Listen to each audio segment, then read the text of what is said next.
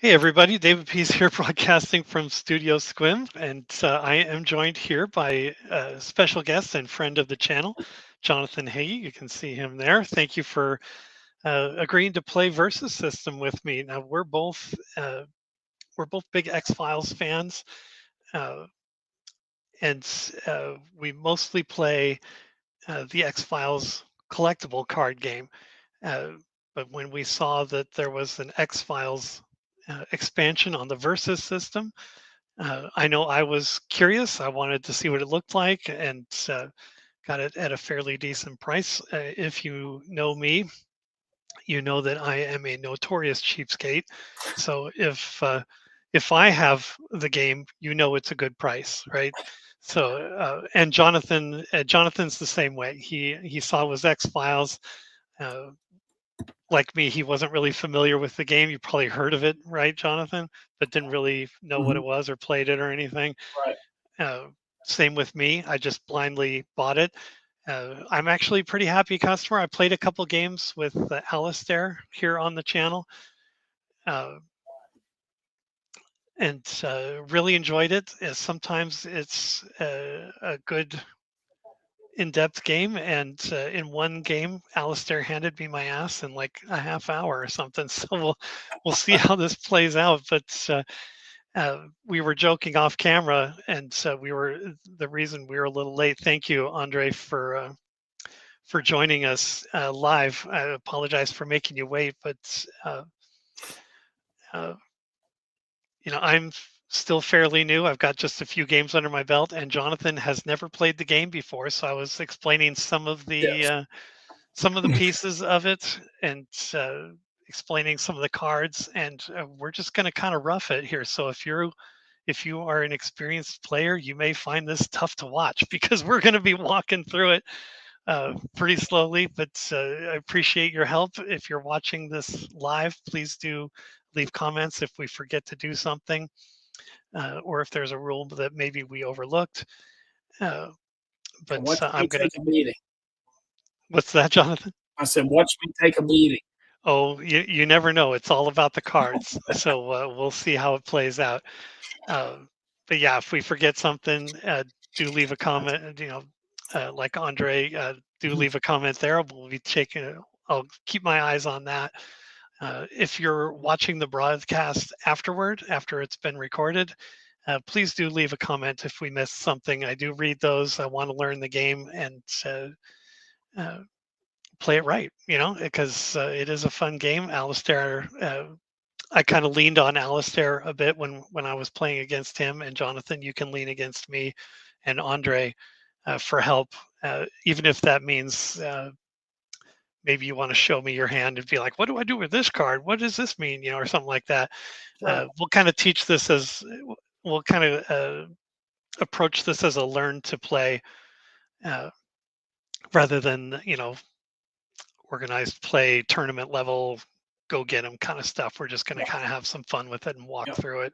And the Uh, goal, of this is for next weekend when we actually do Winterfest. Yeah. an excellent segue. Thank you for that, Yeah. Jonathan. No Uh, problem. we are practicing up on this game to play for February 22nd, 2025. For those of you who are watching this in the future, you may have missed it, but Saturday, February 22nd is WinterSlam 2025. Uh, we have 5 channels participating in different games all throughout the entire day. You'll see games here on Studio Squim. You'll see games on uh, X Files, or I'm sorry, MMX Files CCG. Help me out, Jonathan. I'm losing my words. Yes, MMX, MMX Files Spiky Match, X CCG. File CCG, Alien Investigations, your channel, and uh, are we doing it on Nathan's channel too? Nathan will have some on his Chasing the channel, which is Dragon. called Chasing Yeah. the Dragon, and I Hmm. will include those channels in the description. It's not there now, but I'll add it after the broadcast is finished, and we might even see Mike, if I'm pronouncing it right, Mike Dichuk, Did Uh, Chuck? Yes, he has yeah, he has a passport. channel called Do Not Pass Go, and Yes. we might be playing some games on his channel as well. That schedule is filling up fast. You'll see. Uh, I'll post a schedule here in the next day or so of what we have, but you're not going to just see. I mean, X Files CCG is kind of our bread and butter. That's what we all play the most. So you're definitely going to see some games there. You'll also see this versus system. You'll see Magic. You'll see Scooby Doo. See what else? WCW Full Impact. You know, Steven and I are playing that one at 5. For me, that's kind of the main event, right? right. Steven and I playing that game. I'm going to possibly throw a challenge out to him and see if he accepts.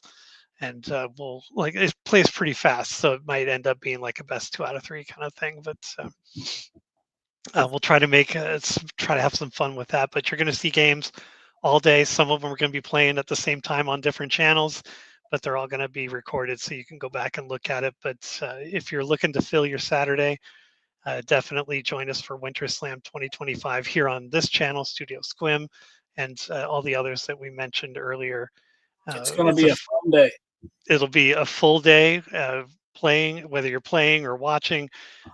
Definitely stock up on your beer and pizza rolls and clear your calendar because we're going to have a lot of fun all day that day playing If gigs. you're on call like me that day, just turn your phone off.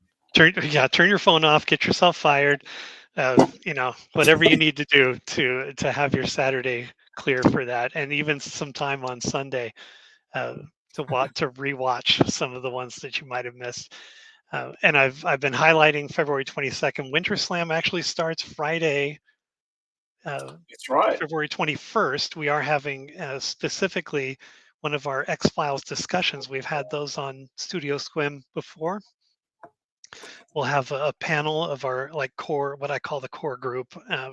We're calling ourselves the Syndicate to be on theme with the X Files, but within that group there are a handful of us that are making our own fan-made cards. I'm kind of diverging from a versus system here, but just to keep talking about WinterSlam for another minute, Jonathan, if you'll indulge me for a couple minutes while we talk about it. We'll have that discussion starting at 7 p.m. Pacific here on Studio Squim.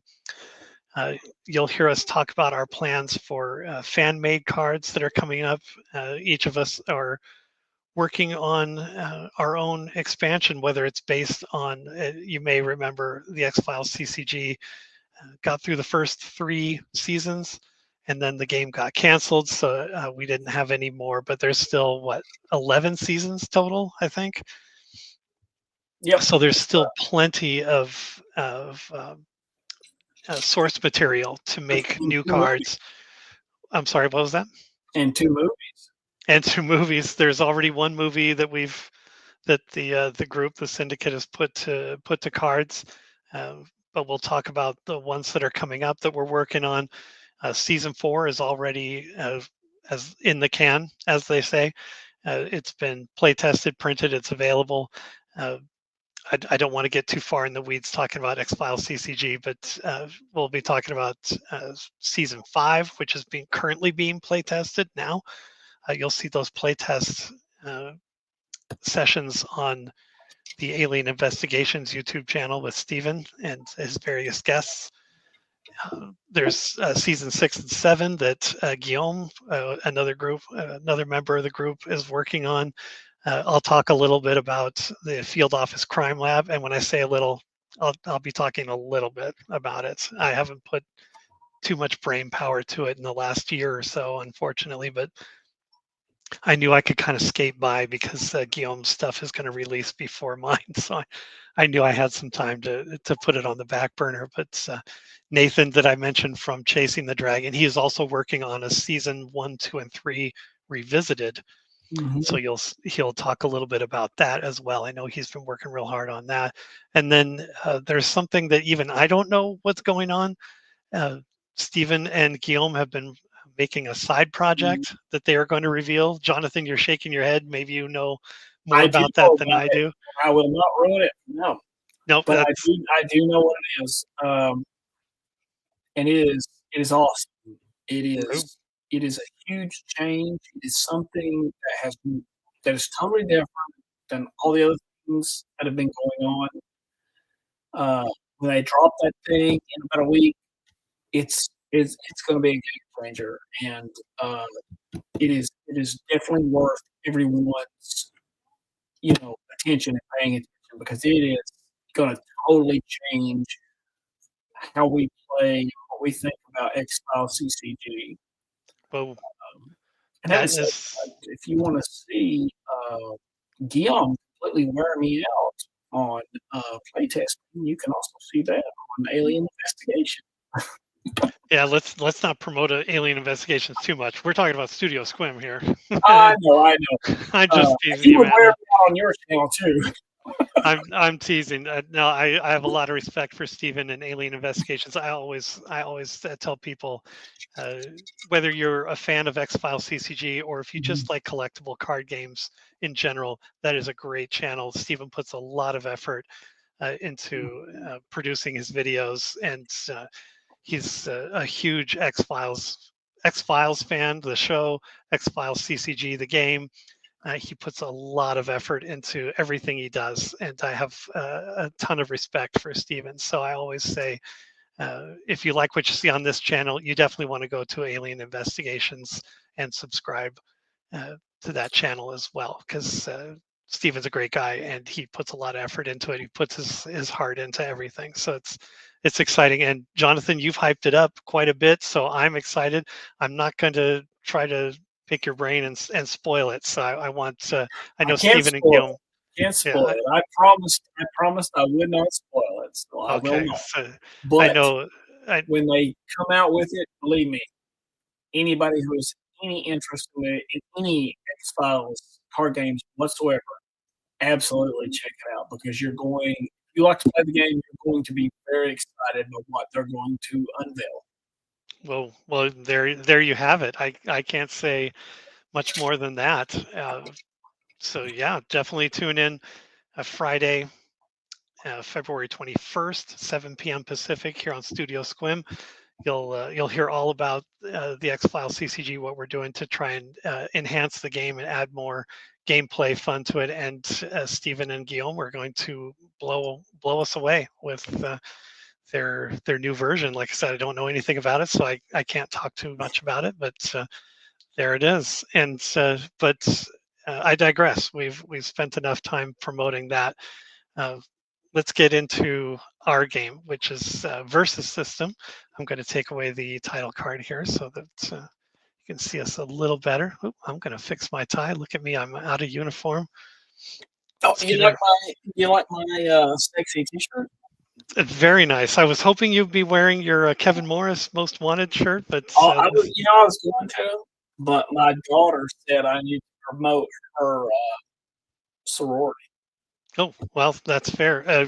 Give us the name. What is that? Kappa Alpha. Kappa Alpha. I think There that's you what have it, or folks. Kappa Kappa Delta. Alpha. Is that what it is? No, Delta. I don't know. Kappa Delta. Kappa Delta. Is it a delta? Okay. I I think I so. don't know my Greek. My Greek is not as good as it used to be. I'm old now. Yeah, I know maybe a couple of them. I know It is. It's Omega, Kappa Delta. It's KD. Kappa. Okay, Kappa Delta, a fine sorority. Um, and your daughter. I hope your daughter is satisfied with that plug there. Uh, anyway, we're talking versus system. Uh, Jonathan, I've described to you the three rows: the front row, the back row, and the resource row. Uh, I do have an extra card here on my right that is called my agenda pile. That is kind of a free card that sits to the side that I can play, um, and I can look at it, but you can't. So I'm going to take a quick peek. I can play that card To get during the phase that it says I can. So that's on okay. the side, and I can surprise you with my agenda at some point during the game. Uh, but we are using, for those of you who are maybe not familiar with the game, we are using the card lists that are provided in the handy rule book that comes with the expansion. Toward the back here, they say for beginners, They give kind of a sample deck, and we have built our decks according to those lists. Thank God. Yeah, again, you're not going to see any killer moves here or you know super embarrassing gotcha type things that you would see in a tournament. We're just kind of here to have fun. So be patient with us. Again, if you're joining us live, Andre, thank you for being here. And I see we've got another viewer as well. Uh, if you know something we don't or we missed something, please do. Yes, please tell me this is the first versus game I've ever played. This is your first. This is my First, fourth. yes. So we're going to fumble through it and have some fun.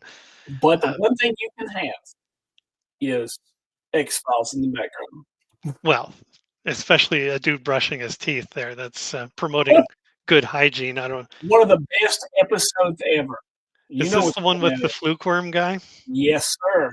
Yeah, I recognize it. That was one that kept me up at night. I was creeped out by Oh, that you one. work in medicine, dude. No, the human body is so disgusting. I can't do it. I don't So even like right. going to the doctor and seeing my own It's problems. so right. Ugh, ugh. Uh, the basic elements of the game, we've got our draw pile here that kind of sits to the side. We've got our main character, Before I and can see it. our goal here is to level up our main character to get to the level 2. In the X Files, level 2 is the highest. I know in Marvel, there's like level 3, level 5, levels that goes way up. But with the X Files, it's just level 1 and level 2. We're going to try to level up our main characters.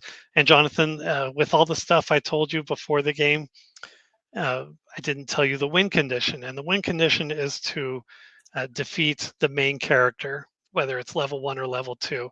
And it's the printed vitality there is the number you're shooting for. And every time I win a challenge against you and you turn your card upside down, you take 1 hit, which will be denoted by the fun little counters that are provided in the game here, an X. Uh, and you can see here as we play along, you can turn it over to get 3 X's there since we only have a certain number of X's, unless you have some dice handy. But I'm going to be I've got using the. counters, I've got dice, I've got several things. Well, I know you've got the counters handy, so we'll stick Yeah. with that, Let me and see if and I it'll can help any new get them players into that are watching us. get them into the screen where we can see them here. Yeah. There they are. So I'm going to turn my deck around just so it's more convenient for when I draw. But we'll start the game by drawing 7 cards, and your deck is sufficiently randomized, I assume. I have shuffled it completely. Very good. So, actually, before you draw, let's decide who goes first. I do not have a coin handy. Um, Let me see what I have. or I did have a coin, but where did I these do? Hold on. little cardboard tokens don't have a whole lot of weight to them. Let me see what I got. Uh,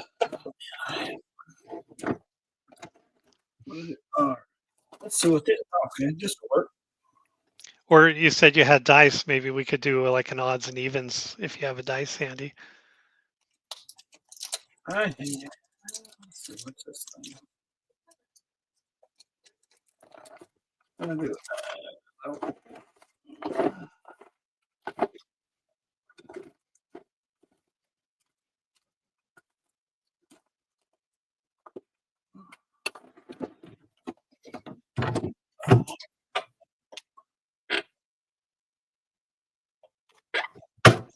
I thought I did.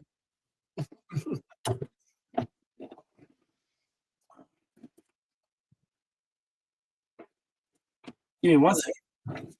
Let's do it, John. Oh, John, I was going to say, if you're still there, we can do it like Steven does. Anyway, if you're watching here, just to try and prevent dead air, you'll hear he's back. Use the little tokens like he does. That's fine. We'll do it like Steven does on Yeah. Alien Investigations. So I'll hold these 2 tokens here, red and green.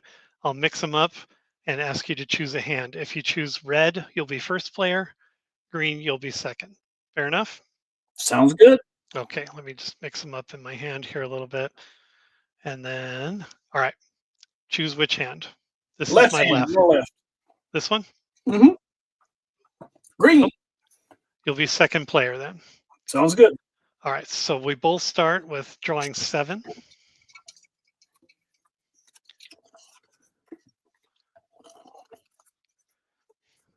And we do get one, we're allowed one mulligan. So if you look at your hand, and you definitely want to have some of the green locations and some of the red supporting characters.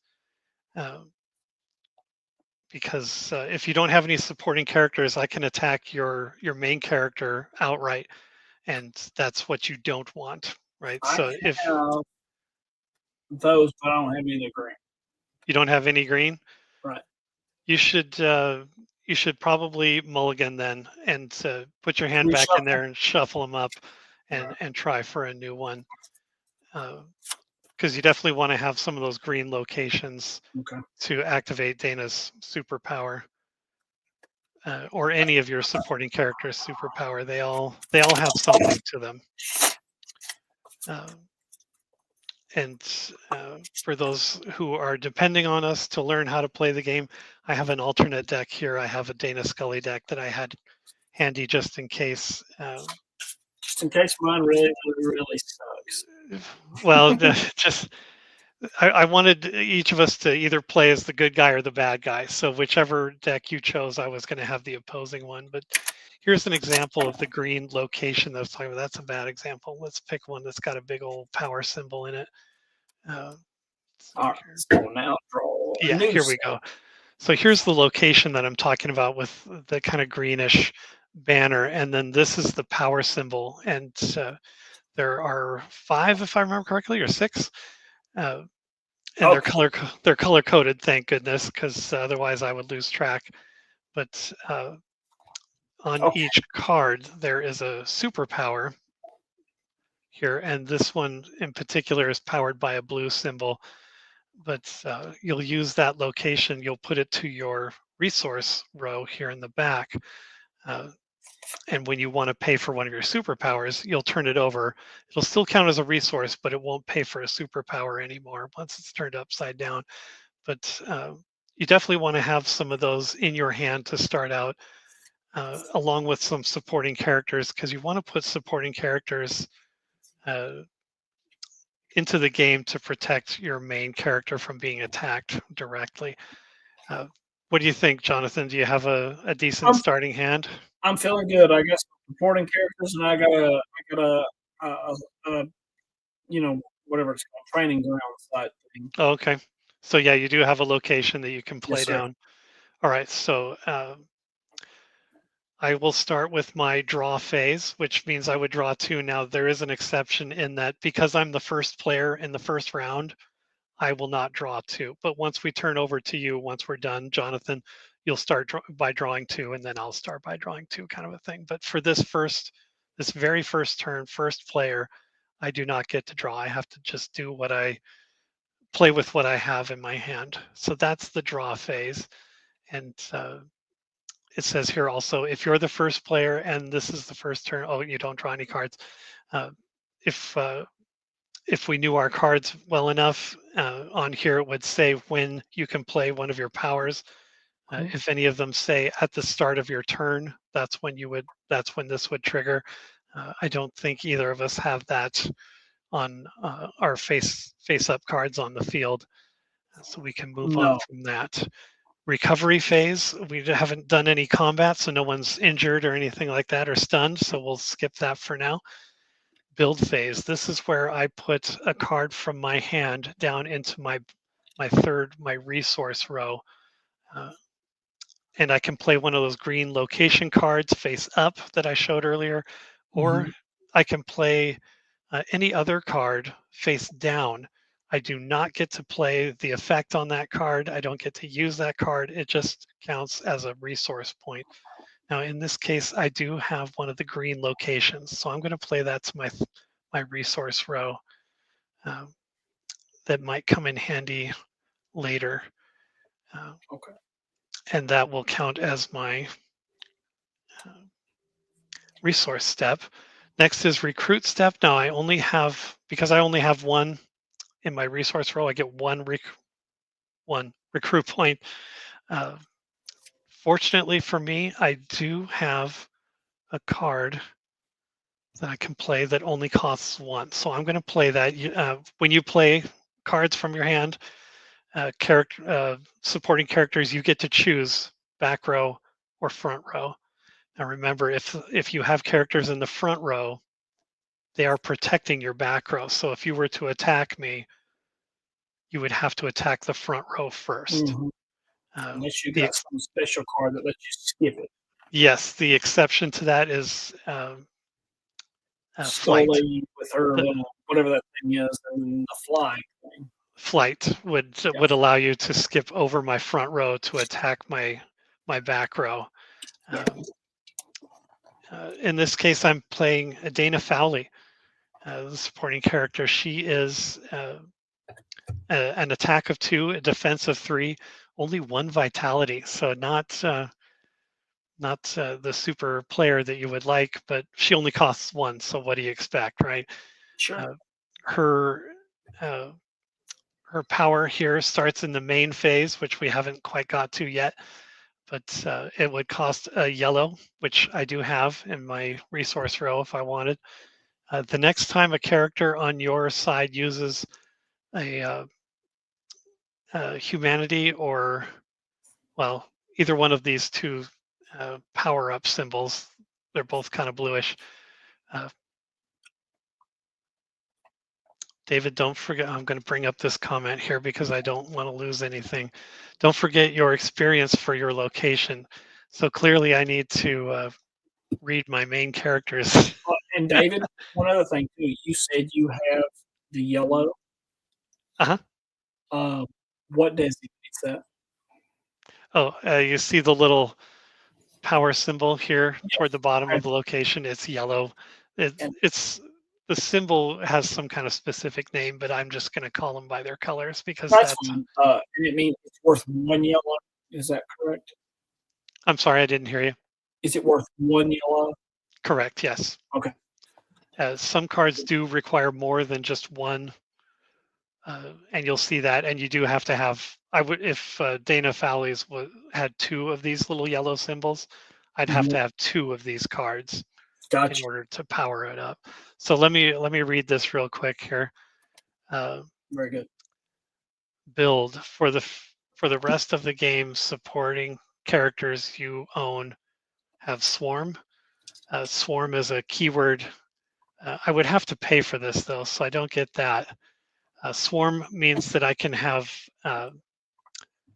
more than just one of the same character with the same name.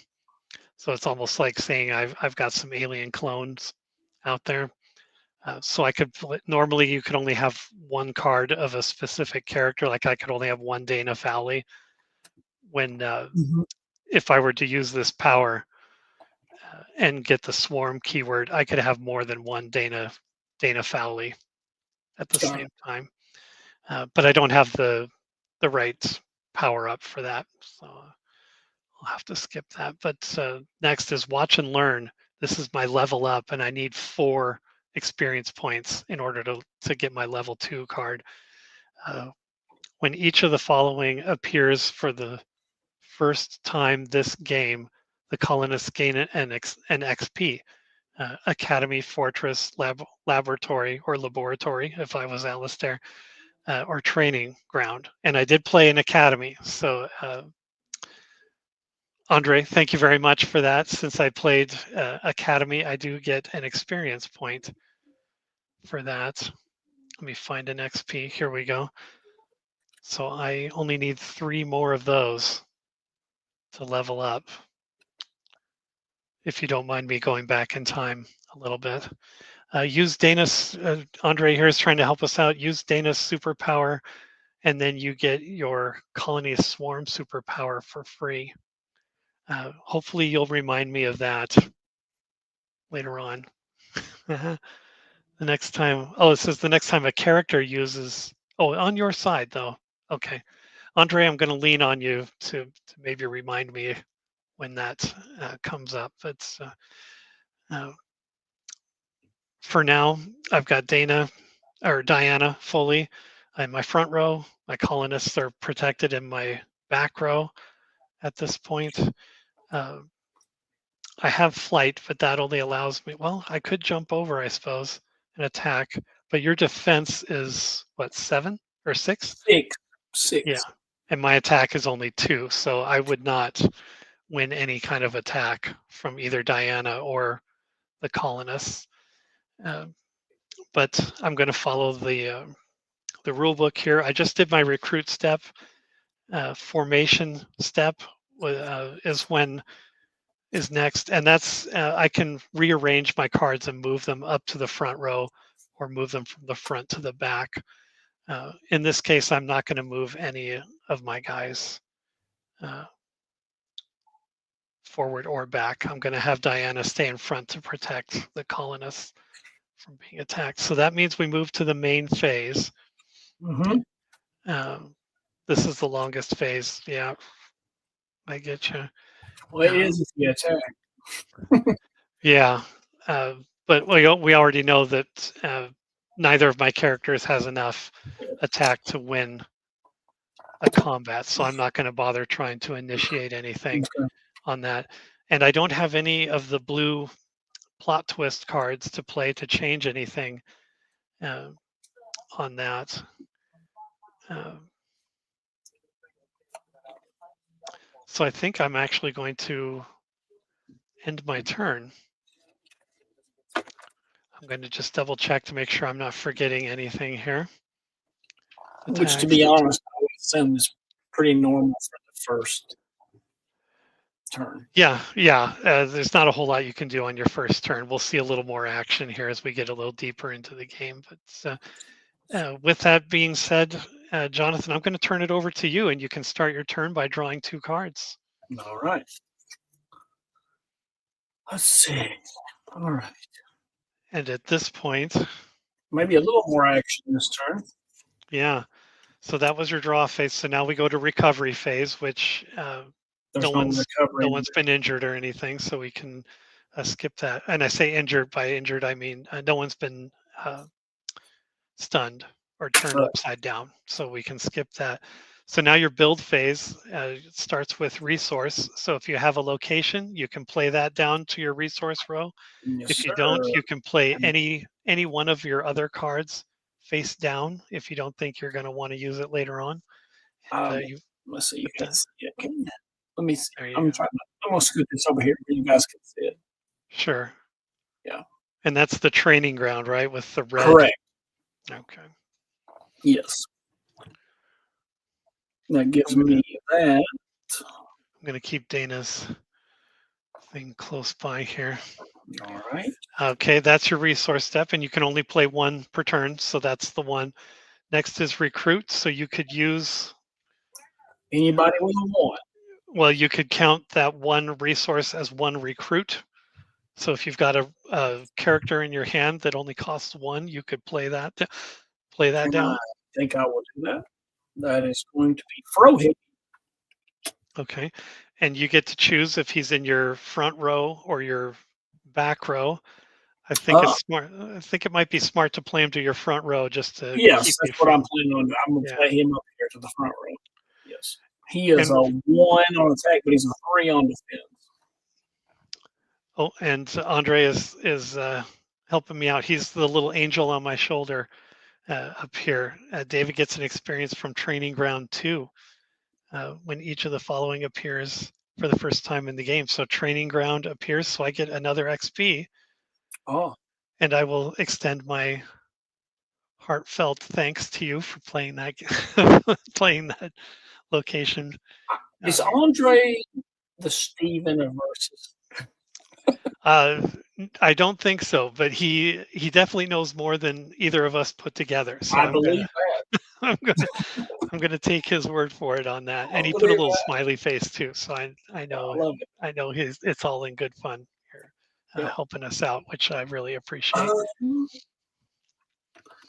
and just looking at what I can do, uh, I don't, with an attack of 1 from Dana Scully and Frohick, Okay, yeah, my Diana here in my front row has a defense of 3. Yep, So absolutely. So I'm you would, thinking yeah, that's you would not a not good win way to go. a combat there. So Correct. what is Frohike's effect though? Let's Uh, well, it has to do with power-ups with the other guys, basically. You can also power up this character with Byers and Langley. When this character gets powered up by or powers up Byers or Langley, draw a card. oh, okay. But Uh, obviously, that's not an issue the first round because it's only at 1, and, well, those guys cost more, so if you have another one of those lone gunman cards, you could discard that to power him up if you wanted to, that's interesting. and then you would take one of those green +1 counters and put it on him. Uh, And I believe you you can look do that multiple times. So if your hand is filled with a bunch of lone gunmen, uh, you could power him up pretty heavy. If you could get him up above 3, you could take a swing at Diana Fowley there. um, okay. Let's, discard Langley, 'cause I do have one. Let me see. I do have Langley. Okay. You can use this to pair up with Byers or Frohick. Okay. So you would discard him and put a +1 counter as a reminder that he's been powered up. And On Frohick. because you use that, you get to draw a card. Very nice. Indeed. Um, Oh, and Andre's reminding me when you power a lone gunman, you activate both of their abilities. So what's on Langley's card as an ah, ability?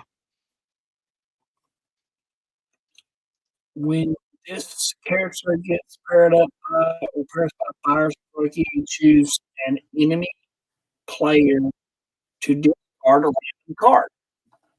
I'm sorry, choose another player to do what? Discard a random card. Oh, you don't want to And, do that though, right?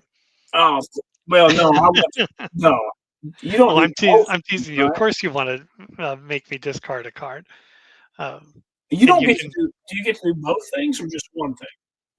you get both. So you get to Oh, draw a no. card. Well, discard a random card, baby. Yeah, which one? Which one? Um, how many cards do you have? You got 7 cards? No, I played a couple, so I only have 5. Okay. Uh, let's see. From left to right, discard number 3. This one? Sure. Sure. Okay.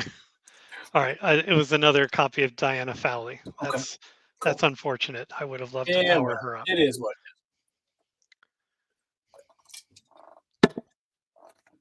um, All alright, right. so So what what's Frohicke's attack now? Frohick only well, he's 1, but now I guess he's +1, so Right. now he's 2. Okay. But yeah, my defense is still 3. Correct. Let me see what else I've got here.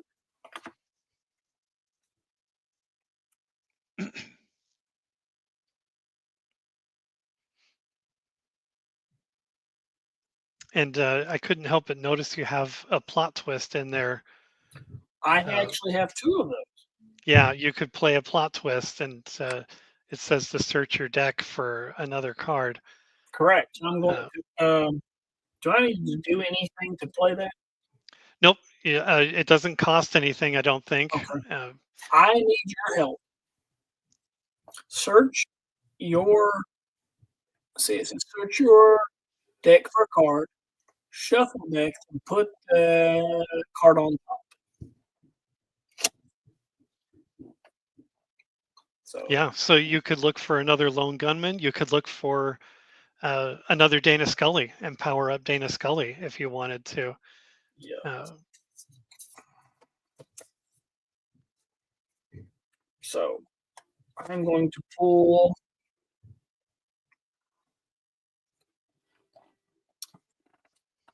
a Dana Scully.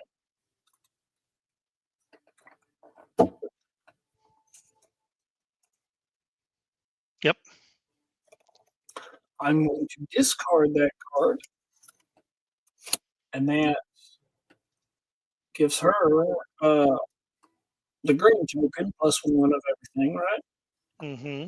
All right. And you do have, at this point, you've got the location with Dana Scully's uh, power power up ability. So you, because I have someone in my discard pile, uh, it goes to the top of the deck. What's he talking Oh, but about? we may not be even there yet. Hold on. Yeah, you're way ahead of us, Andre. bear with us. Uh, let's read Dana Scully's forensic scientist main, which we're in the main phase. Uh, I also can I play another uh, blue card, or is you already yeah, got I one? think so. The Scully pulled from the deck. It goes to the top of the deck. Top of the deck or the discard pile? Okay. So yeah, I So, guess since so it goes here, it's like that. oh, it doesn't go to your hand. It goes to the top of your deck, is what he's saying. Okay. That plot twist. The I need your help. Says search your deck for a card, shuffle your deck, then put that card Oh on yes. top. So Okay. So I rather, need to put that there, and then I need to shuffle that. yeah, and then the Dana Scully that you pulled would go Okay. on top after you finish shuffling. So that means I would not get the modifier to her. I have to wait Not until I no. draw that card. Is that correct? Next time you draw that card, Okay. that's when So you I need would to be pull able to this do off. that. Yeah, we got ahead of ourselves on that. Okay. Okay. So there's the shuffle deck. There's the Scully on top. Very nice. Well played. Very good. Okay. Now Um, now we're compliant with the rules. very nice. Then I have X. Ugh. And what does X do for us? For you? Until your next turn, if a card would enter an enemy player's hand, they reveal it. And if it's an equipment, location, or plot twist, put it into its owner's knockout pile. Okay. You might want to hold on to that until it's my turn. Can I play that? Oh, okay. Can I play that during your Yeah, yeah, turn? Okay. Okay. yeah. That's more of like a gotcha thing for me. So Okay. if I'm Got it. gonna draw a card, I got it. you could play that plot twist and force me to Got just it. Can you discard it. can you play a plot twist anytime? Some of them say when, like if it says main or build or anything like that. Let's see if I can find an It says example. May. Yeah, so you wouldn't play that during like my draw phase. You wouldn't play that during my recruit plays. You would play it. Uh, you would play. You would play it like when I was going to declare an attack or something. Gotcha. Okay. So that's the main phase, and when I get to my main phase, I'll call each phase out so we know exactly when these cards can be played. Gotcha. All There's right. another example, the Lone Gunman newsletter that's in your deck. Uh, it says combat when it first starts, so you would only play that during when a combat's initiated, uh, and that sort of thing. I think Andre is going to be so pissed at us by the time we're done with this game because he keeps having to correct us here. David's next card drawn during draw phase would be affected. So I guess he's saying you could play that X now. Okay. And when I draw, the next time I draw, that would take effect. Okay. And he says, "Yep." So I got it. Okay. Now, as far as my training ground card, I can discard that and use Scully's main. You would not discard it. You would just turn it upside down. Turn it upside down. Uh, and that would activate her superpower for this turn. Choose a character in the KO pile, then remove each character with that name in each KO pile from the game. Yeah, so if you were to use that power now, I would remove this Diana Fowley that's in my KO pile Yep. from the game. I would just take it out, and you would get an experience point for that. I want to do that because I don't. Well, let's see. I got to take Langley out too, don't I? Do I have to take Langley out of mine? Well, I think you choose just one Okay. character name. Okay. So an advantage would be like if you were able to knock out this Diana Fowley, and I had 2 in my KO pile, you would use Dana's power and get 2 experience points. Oh, I see. Yeah. Okay. So do I use the green token or the X token? You would use there's like a blue that Okay, says the blue. XP Yes, on the it, blue. Okay. Got it. and it's got All a right. 1 and a 3. You would put a Yep. 1. Okay, so Okay. if you're going to do that, I'm going to remove my Diana Fowley from the game over here. I'll put it off Good deal. camera. All right. And I think that will do it for my turn. All right. Then I'll start my turn and refresh my memory on X. You played X or you did not play X? I did not. Okay, so I'm going to draw my 2.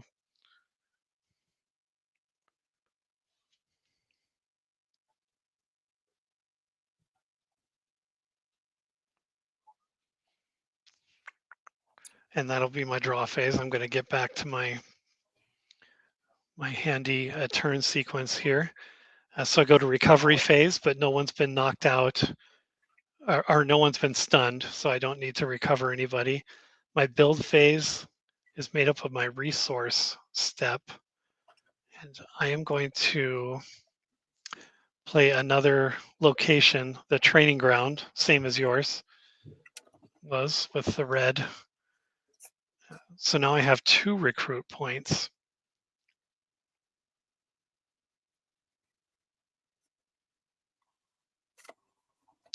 And I'm going to use those 2 to play the crew cut man. All these names sound so familiar from the X-Files CCG, right? Like when you played X, I was like, no! Oh, wait, it's not the same card. No, it's not the same. Uh, Your adversary is not negated. no. So crew cut man, he's got 3 attack and 2 defense, and he does have the ranged. If I wanted to play him to my back row, I could attack your front row from the back. And his effect is called Killer. When crew cut man stuns a supporting character, I would draw a card. So I have 2 recruit points, so I'm going to play him to my front row because I want to protect my colonists as much as possible here. That is my recruit step. Then formation step, I'm going to leave everyone where they're at in my rows. And now we go to the main phase.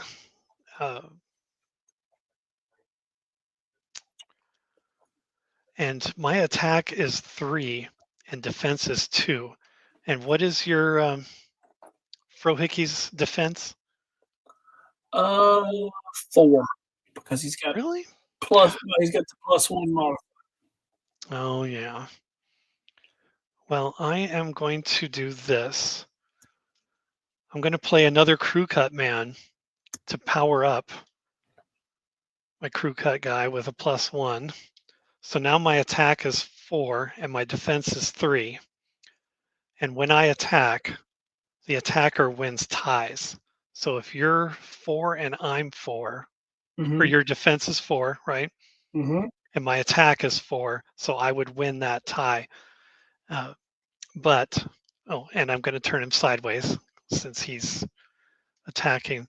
But now you get to strike back. What is your attack? From Frohickey, it would be 2. 2? That includes the +1 that's on there? The modifier, yes. Okay. And my defense is 2.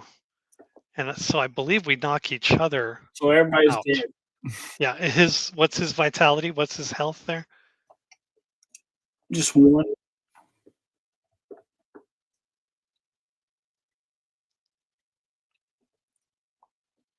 I'm sorry, just one? Yeah, just one. Okay, yeah, so we would knock each other out. And I'm okay with that because You doing it? Okay. I need to clear out your front row there. Okay.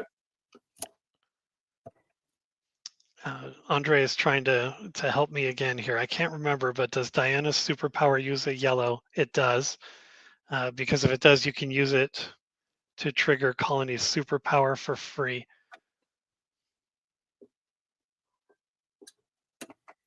Well, its superpower is used during the build phase, and we're past the build phase. So your advice, I read your advice just a little too late, but I'll keep that in mind for next time. Again, we're not playing cutthroat here. We're playing a learning game, so we're not going to go back in time for that. Uh, but I am going to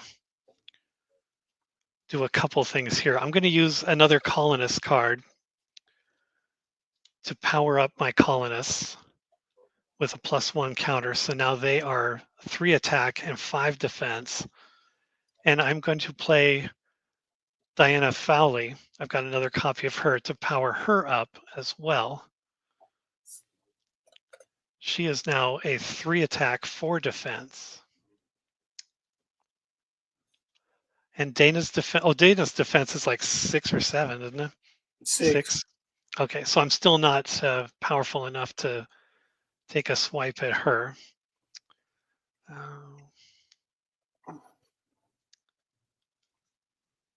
So I think I might just leave it at that. That's a shame that Dana Scully's out there in the open and I can't make a move, but I'll have to live with it for now. I guess you could. Well, it wouldn't do anything. It wouldn't do anything for either of us, to be honest with you. So, yeah, I think I'll end my turn there and turn it over to you. Okay. I will draw 2.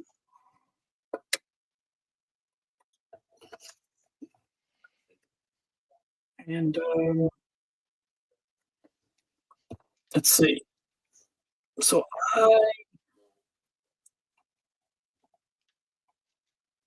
last time I put down Prohickey and discarded Langley.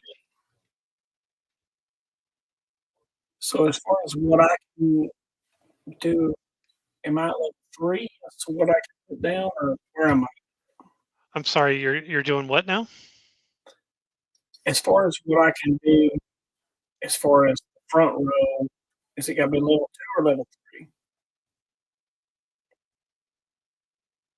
I'm still not following you. So you drew your 2 cards. Uh-huh. There's nobody to recover, so we're gonna move on from that. Right. So now you're at your resource phase Mhm. where you would put down, and you don't have to, but early in the game like this, it's kind of smart to put resources down. Uh, you would either play a location with the green, or Mhm. if you have a card in your hand that you don't think you're going to use, you would play it face down to your resource row.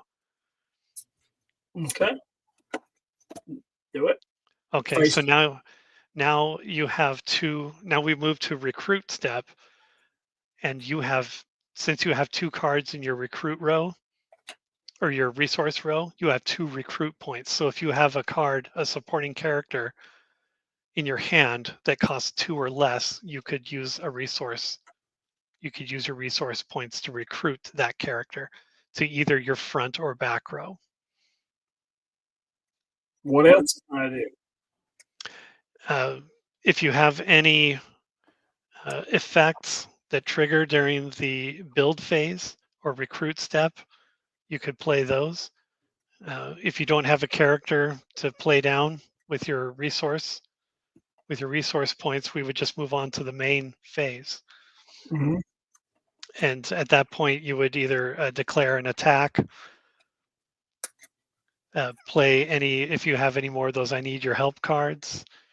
I believe that's a main phase one that you could play to search your deck for something. And I think you have a Dana Scully in your hand as well. You could power up Dana Scully now. That's what I'm gonna do. I'm gonna play Dana Scully and power her up from 1 XP to uh, to 2 XP. Oh wait, that's the wrong one. No, you want the green +1. Oh, okay. There we go. And keep your eyes peeled for another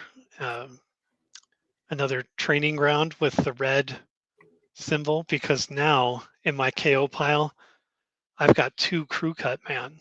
So if you were to use Dana's superpower and call out the crew cut man, you would get 2 XP because I've got 2 in my KO pile. So if you've got one of those I need your help cards, you might want to play that to get a training ground to play a resource. I do not. Okay. But I think what I'm going to do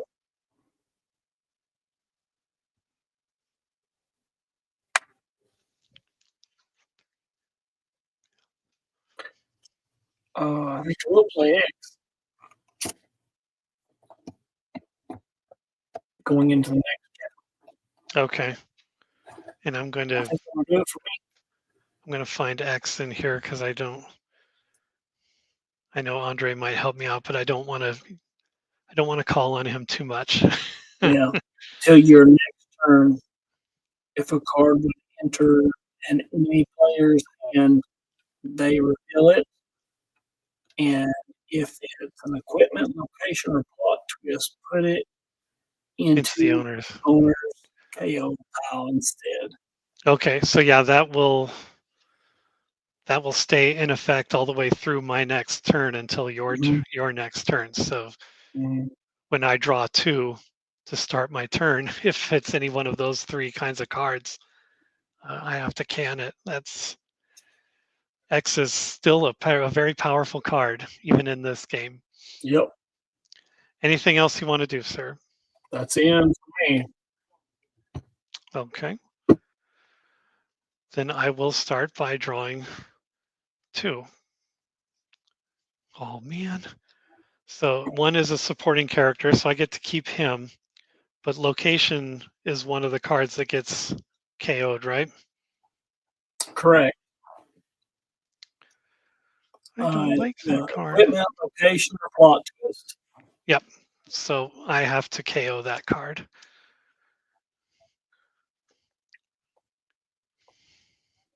All right.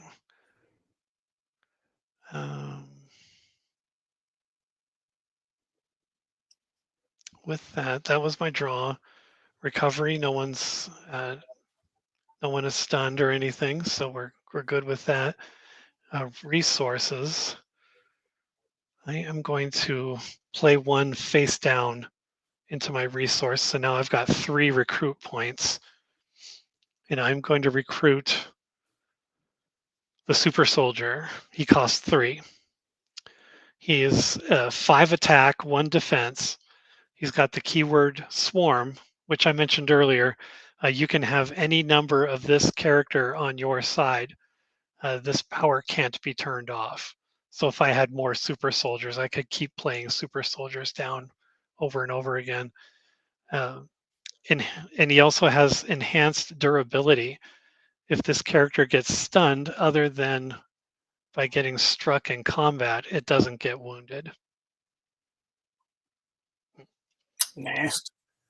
Yeah. But only 1 defense. That's not a big help. Yeah. That's my agenda. When do I do that? Okay.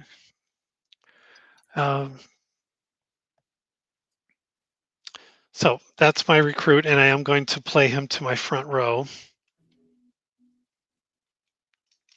Or you know what? I'm going to play him to, yeah, my front row because your Dana Scully's in the back row. Um, formation step, I'm going to leave everyone where they are. And onto the main phase.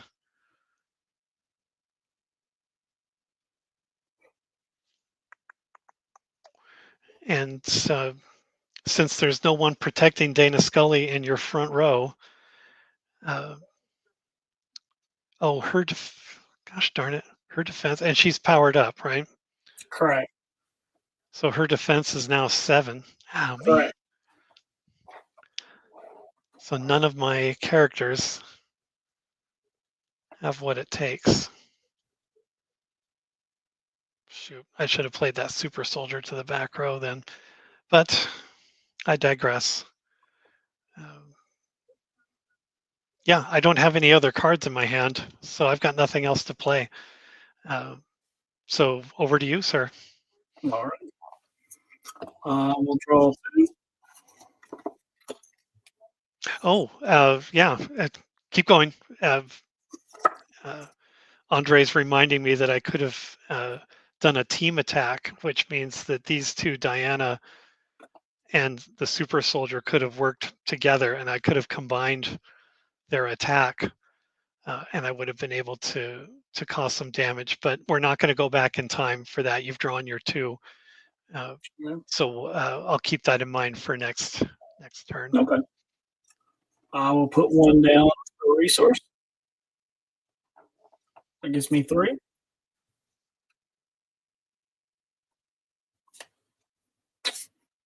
And then I will play 3 buyers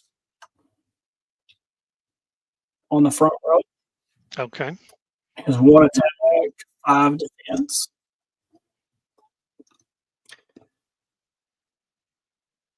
Let's see.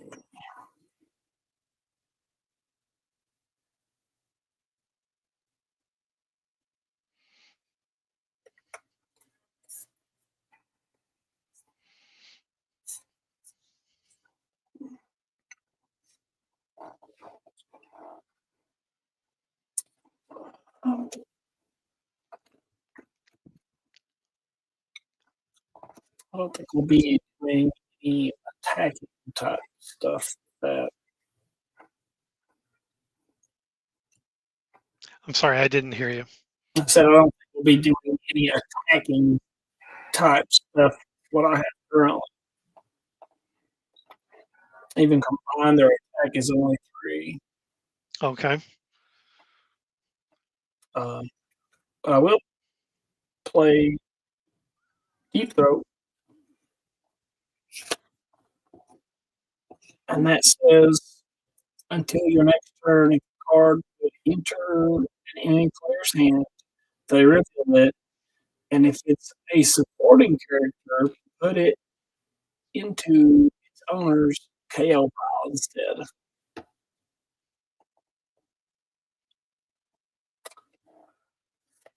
And I think that'll probably do it for me. Jeez. What is Buyer's attack again? 1. Okay, my super soldier is a 1 defense, so you could attack him and knock him out, remembering that my attack, 5. my strike back is You know, 5, so I would knock your guy out too. So I don't know how you feel about that, but I don't want to do that. yeah, I need you definitely want somebody to in keep front of someone in Scully. front of Dana. Yeah. Yeah, I need somebody in front of Scully. Okay. Yeah. Anything else you want to play? That's it. All right, then we'll turn over to me. I'll draw 2, and because of your deep throat, what does it say? If any of these cards I draw, I have to reveal them, and if it's a supporting character, they're KO'd. Correct.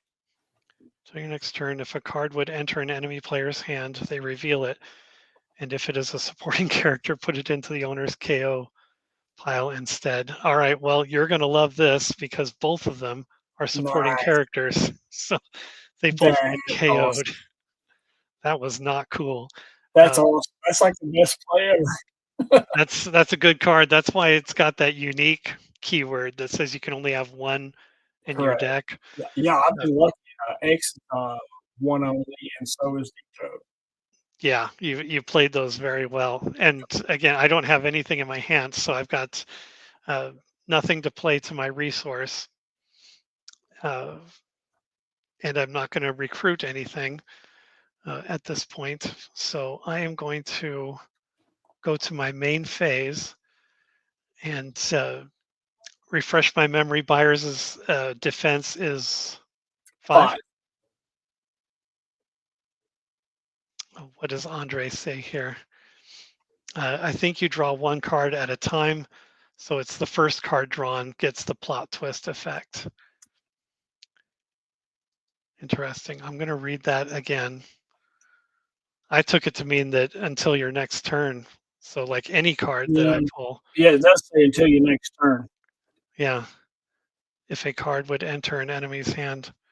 Uh, Andre, you're listening, so I'm going to read it out loud in full here. Until your next turn, if a card would enter an enemy player's hand, they reveal it. And if it is a supporting character, put it into the owner's KO pile instead. So I read that to mean that all the Every way through my turn until you start again, any card that I would draw is affected by that. I think that's how I read that. I think that's how you read it as well, right? I would think so. Yeah, yeah, yeah. So let's continue play that way. And if Andre, if you know something more than we do, speak up pretty quick. Otherwise, I'm going to start my next turn or my next phase, uh, which would be, I'm sorry, you said Buyer's Defense again is 5? 5.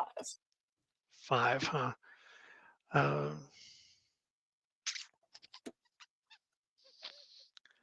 I could strike with my super soldier, but uh, he only has a 1 defense. Uh, so your strike back would knock. Oh well, he's got a 2 vitality. So I'm going to strike uh, with my super soldier who has a 5 attack. And unless you have anything that uh, changes his defense, I would win that tie. Okay. And I'm going to turn him to the side. Your strike back again is 1. Yes. Your attack, so you would win that tie, I think, and I would be stunned and take a wound.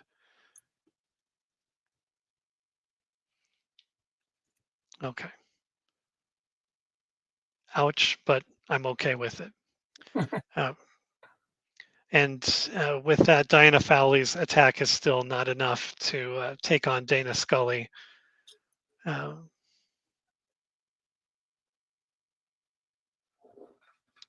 so I'm going to leave it at that. Okay. Over to you, sir. All right. I'll draw my 2.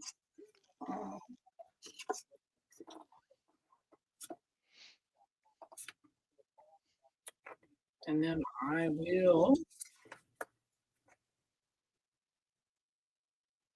put that one down. Resource Academy. Which one is that? Academy? Academy, yes. Okay. And I will play Monica Reyes. Mm. Uh, requiring 4. Okay. Her attack is 5 5, huh? and 4. So 5 attack, 4 defense. Yeah. Okay. And I'm good.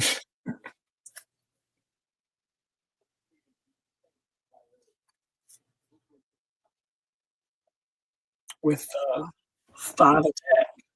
Um,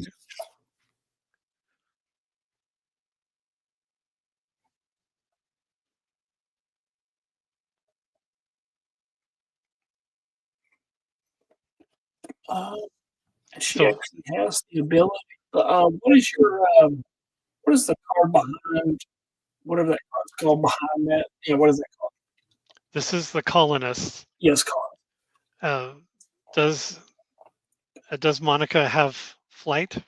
Yes. Well, she has that same thing Scully has, that The kind of scope. target. Yes, scope. Yes, yes. So, and Andre, you can correct me if I'm wrong, but I believe that works from you attack the back row, you would attack my front row. So if you're in the front row, I don't think that means you attack my back. You have to have flight in Okay. order to skip Okay. over my front row.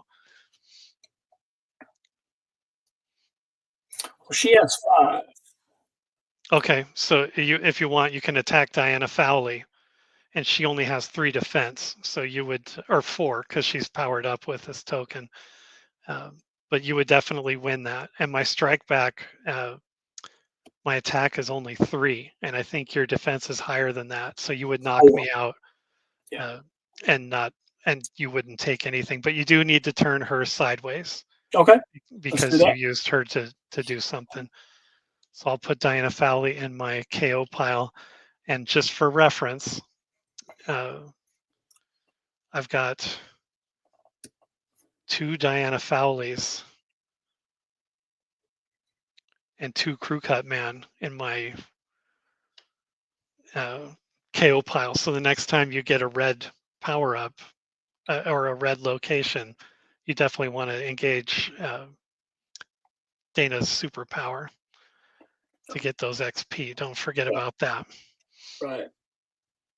All right. Anything else that you can play? Any of those plot twists that trigger in the main phase or anything? No, I cannot. All right. But I Uh, am going to run to the bathroom. oh well, that's your action. That's an action you can take during the game. All right. And while he's doing that, we'll just engage in some uh, casual conversation with my friends. It looks like we have 3 viewers. So if you're out there, Andre, thank you very much for helping us along. If you're just joining us, you can see Andre's been commenting here, helping us out with some of the rules, and that's because I just have a few games under my belt behind me, so I'm still kind of a newbie. This is Jonathan's very first game, so we're kind of walking it through. It's so we're talking through everything, and it's not going as quickly as you would expect from a tournament or for some regular players. But we are playing this game in advance of February 22nd, which is what I'm calling WinterSlam 2025. We're playing games, card games, all across 5 different channels. Myself, Studio Squim. Where else games are going to be played throughout the day on the Alien Investigations channel, also on Chasing the Dragon channel. Uh, Do Not Pass Go channel, I believe, is going to have 1 or 2 games on there. Uh, we're going to be playing games all day, and you'll see the Versus system here with the X Files expansion that we're playing today. Jonathan is on the schedule to play that, so this is kind of a training game for him to get up on those rules and be able to have a fun game on Saturday. But yeah, we're going to be playing all day. Clear your schedule because there's going to be a game going on all day. You'll see the X Files versus system. You'll see the X Files collectible card game. You'll see Magic. You'll see Scooby Doo. You'll see Star Trek. I didn't mention this one, Star Trek, the card game, not the Decipher one, but the one that predates it. This one right here, Star Trek, the card game. It was made by Fleer. Uh, Super fun game. Doesn't play anything like the Decipher game at all. It's centered around the original series and plays completely different. It's a lot of fun. I digress. If you're curious about that game, I do have some playthroughs and some booster openings on Studio Squim, and you can go check those out. But Jonathan, you're back. I Uh, am. and in that short time, I've completely forgotten where we were in the game, but I think you had done everything It's your turn. that you could. So yeah, I'm going to start by drawing my 2. Oh, come on, you guys. All right.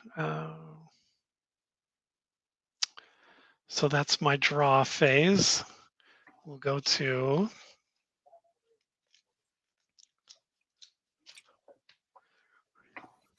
recovery phase. So Super Soldiers does come back, but he still has his wound. So we'll keep that on there. And in the front row.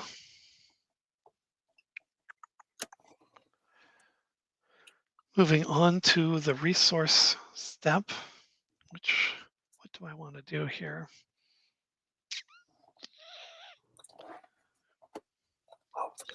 I'm going to play an additional academy. These locations, even though they have the same name, you can play multiples because they're not cards that actually play into the thing. So you can have multiples of the same location down there.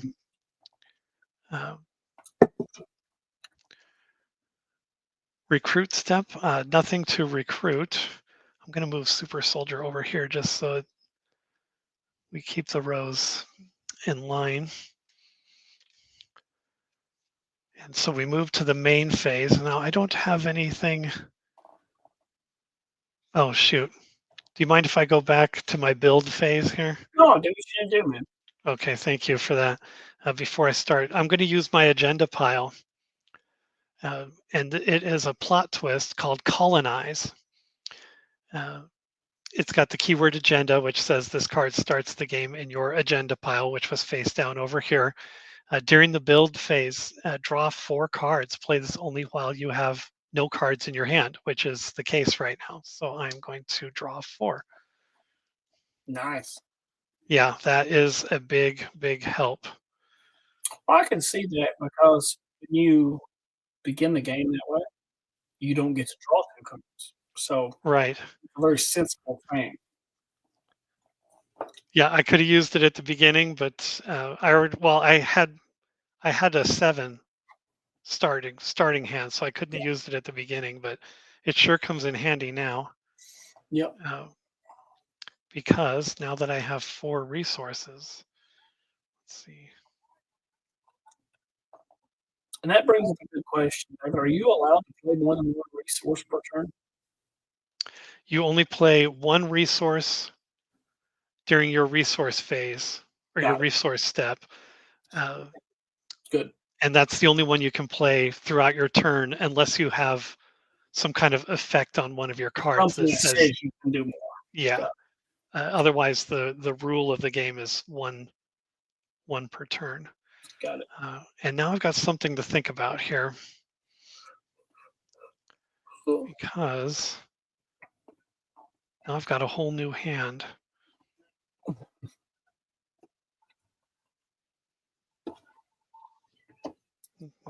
It's different when you go from 0 cards to 4. Yeah, it really changes the game a little bit, doesn't it? It does.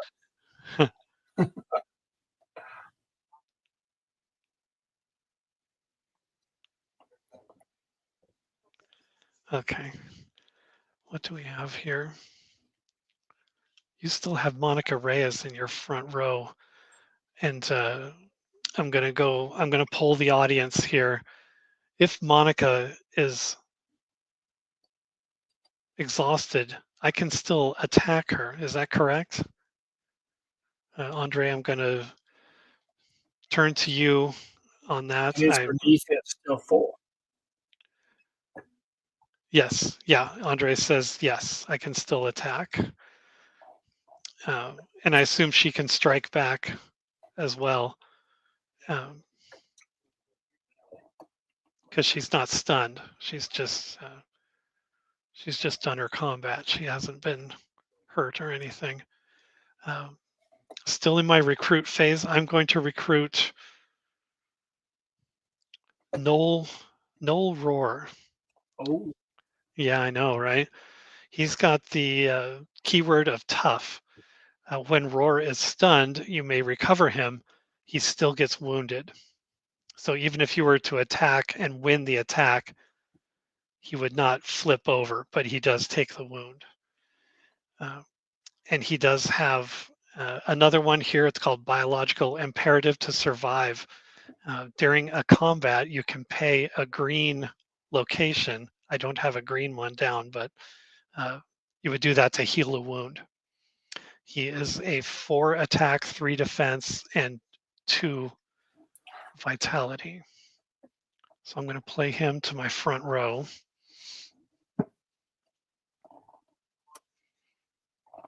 And Monica's attack and defense right now is what? Her attack is 5. Her defense is 4. Defense is 4. Okay. Yes.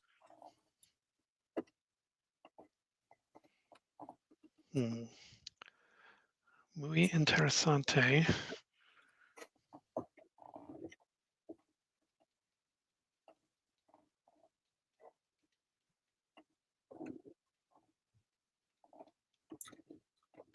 Then I'm going to attack with Null Roar. I'm going to attack Monica. He has a 4 attack, and you have 4 defense? Correct. Okay, so I would win that tie. And your strike back, I'm sorry. 5. 5. So I get to recover. He doesn't get stunned, but I still take the wound. And he has 2 health, so I'd take a wound on him. And that still leaves me without enough. I probably should have moved my colonists to the front row so I could attack and do a team attack, but I didn't do that. Which means I could have attacked Dana Scully at least 2 times during this game, and I blew it. But a good learning experience because I forgot about that team attack option, and I keep forgetting about that team attack option. And I don't have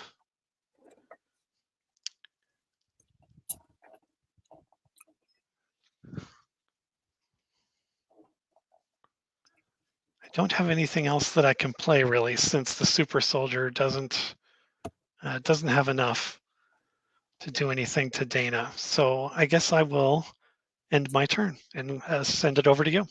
All right. I'll draw mine too. So my question is with the resource stuff. Mm-hmm. Right now I've got 4, and for another one now I got 5. I could potentially play a 2 and a 3 or a 5, anything that adds up to the total, right? You could do any combination up to 5, yeah. So Gotcha. if you had someone that was a 1 and someone that was a 4, you could play Mhm. 1 and a 4 and recruit them. Yeah, you can split All it. right. Well, the first thing I'm going to do is discard Dana Scully. Oh, for a power up? Yes. And that's the green one, right? Correct. All right. That's number 1. Then the next thing I'm going to do is put down a resource. Yep. That puts me at 5. And then I'm going to use to play on the front row Sean Doggett. And he's an 8 and a 5. Oof. Let's see, what do you have? We got. What do I got? Yeah, we got. I've got the super soldier, which is an attack of 5 and a defense of 1, and he has 1 wound out of 2, and then Null Roar, who is an attack of 4 and a defense of 3, and he's the same. He has 2 health but 1 wound, so attacking either of them would definitely knock them out. And they can only attack 1, right? Correct. Yeah. Yeah, let's attack Null Roar. Null Roar. Yeah. Okay. Yeah, my defense of 3 against your attack of 8. So no competition there. Right. And that's 2. So he is out. And don't forget to turn John sideways since he did his action there. Yep. Let's see. Do I want to do anything?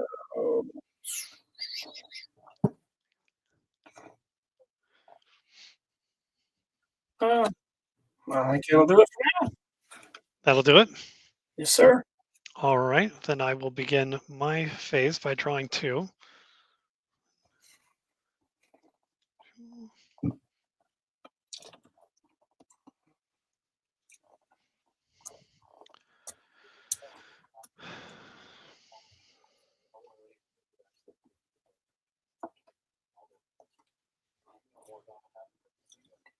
Hmm.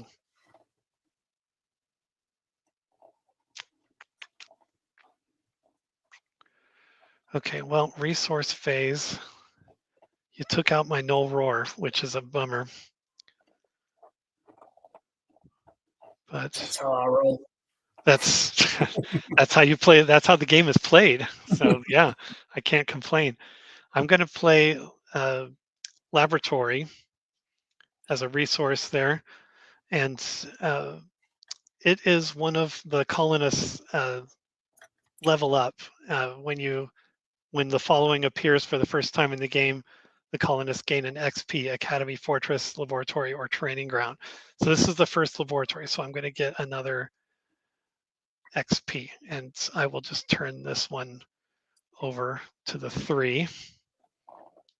Oop, come on now. So now I am looking to play for either one of us to play Fortress, and that will finish up my level up. And then you're in trouble. Big trouble. And now I have 5 resources.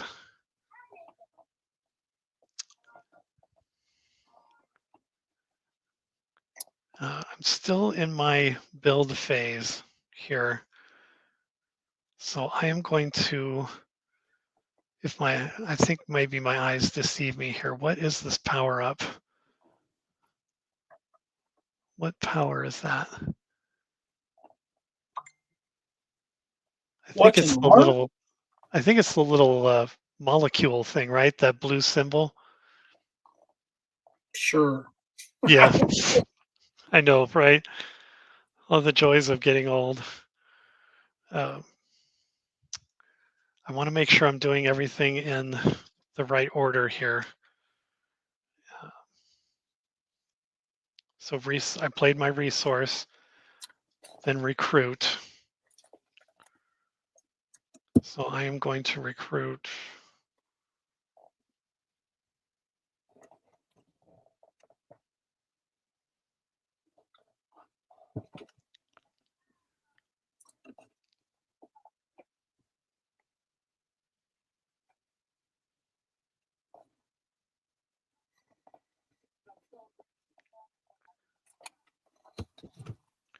Yeah, I'm going to use 4 to recruit the alien bounty hunter. And I wish they had used a different picture. Uh, Yeah, they showed an alien instead of the bounty hunter. yeah, they didn't show the menacing guy with his. He's going to be at You know, Fall Fest this year. say what? He's going to be at Fall Fest this year. Oh, really? Yeah. Interesting. I wish I could go to that. You should Unfortunately, go. dude, it's a budgetary restriction, so that's unfortunate. Uh, so he's a cost of 4, so I'm going to use 4 of my resources here. He does have the swarm keyword, which means I can have more than one of the same kind of card. He also has shapeshifter. During your main phase, if you pay one of these blue locations, remove a character in an enemy KO pile from the game. Until this character, the alien bounty hunter, leaves play or uses this power again, he gains that character's printed keyword and superpowers. Wow. So I could essentially morph into anyone that's in your KO pile. I have Scully, Reyes, Byers. Does that also include? That doesn't include Deep Throat or X. Frohickey and Langley. I think the only one I really want to take advantage of. Scully and Aldo Gunn. Oh, I could do Reyes. And Reyes. Sorry. and take advantage of that one and get +1 vitality, which would be nice. Yes. I don't think I want to do Scully because that takes a superpower that I don't have a power up for. Yeah.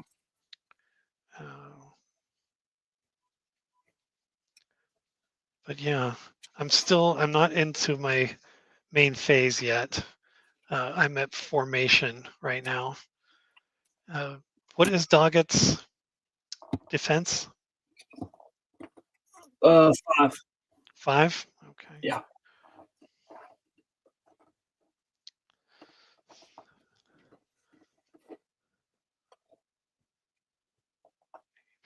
Hmm.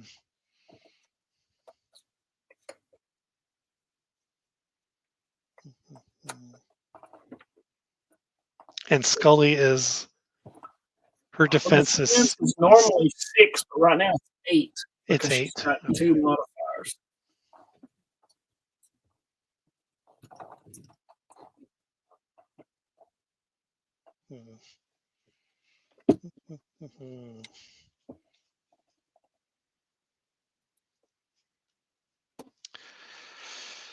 Okay, so for my formation, I'm going to move my colonists to the front row. It's getting ugly. It is getting ugly. So I think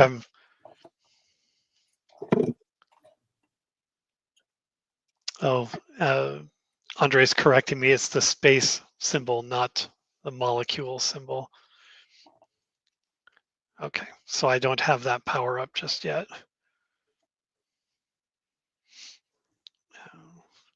But with that having been said, I'm going to use my super soldier, who has an attack of 5 and a defense of 1, to attack Doggett.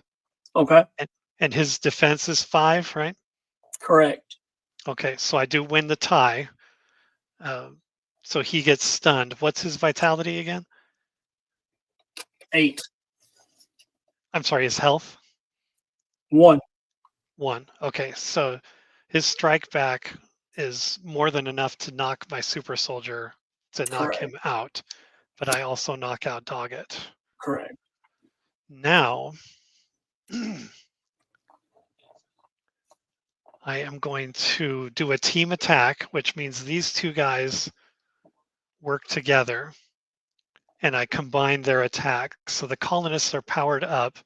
They have an attack of 3, and the alien bounty hunter has 6. So that makes a 9 attack. Unless you have anything to change yours on Dana Scully. I have an 8. Oh, and oh, geez. Hold on.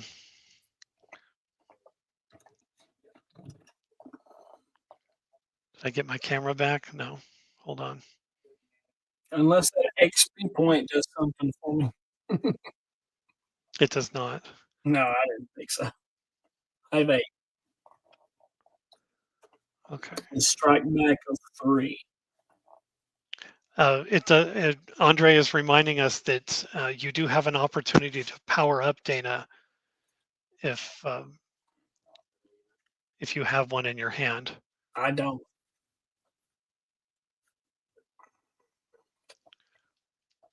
Okay. Let me fix my camera here because I got a call and that I got a feeling took over my. And there's not much I can do about it. Okay. So yeah, my attack of 9 overpowers you.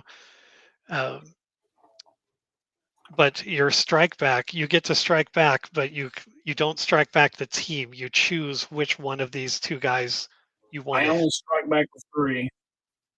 So your strike back, both of my defenses are 4, so it wouldn't do anything.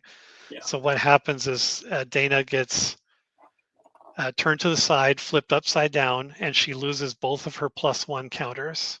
What about the experience point? The experience you keep. Okay. Oh, that's bad.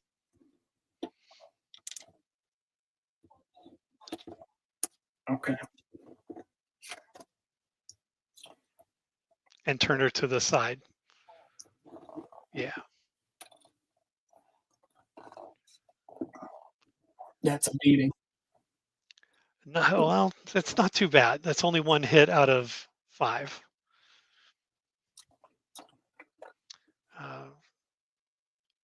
Right. And with that, I think I am all done.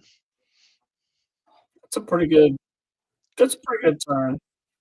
Not too bad. Not too bad. No, no. All right, I'm gonna draw my 2, and I will. Um, First, I'm going to. Do I need to start her around now? You've done your draw. Yes. So yeah, recovery phase. So she comes back. Yes. Okay. Uh, Recover her, and there's her. That says 3 XP. It should be 1 XP. 1 XP and 1 wound, right? Is that the red one? Yeah. Okay. Or no, I'm sorry, it's the X. Okay. This guy.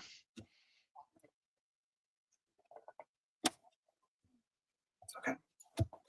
Okay. And I'm going to play a Dana Scully. Before you do that, do you want to do your build phase with resources and recruits and Yes, stuff? I'm going to play Academy. Uh-oh, my guardian angel is leaving. Good. We're flying without a net or without a parachute here, but we'll be all right. And then I will play Dana Scully to go another XP point up. Not an XP. She's a +1 now. I'm sorry. +1. But do you have a red resource? No. No. And then I will, with my 6, I will play Walter Skinner on the front row. Oof. And he's he a player. comes with an attack of 8. What you got with them sideways boys?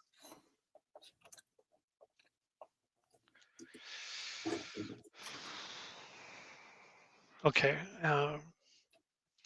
So I've got my alien bounty hunter who has 6 attack and 4 defense. And you could take a hit. You could do a hit to my main character who's only got a 2 attack and 4 defense.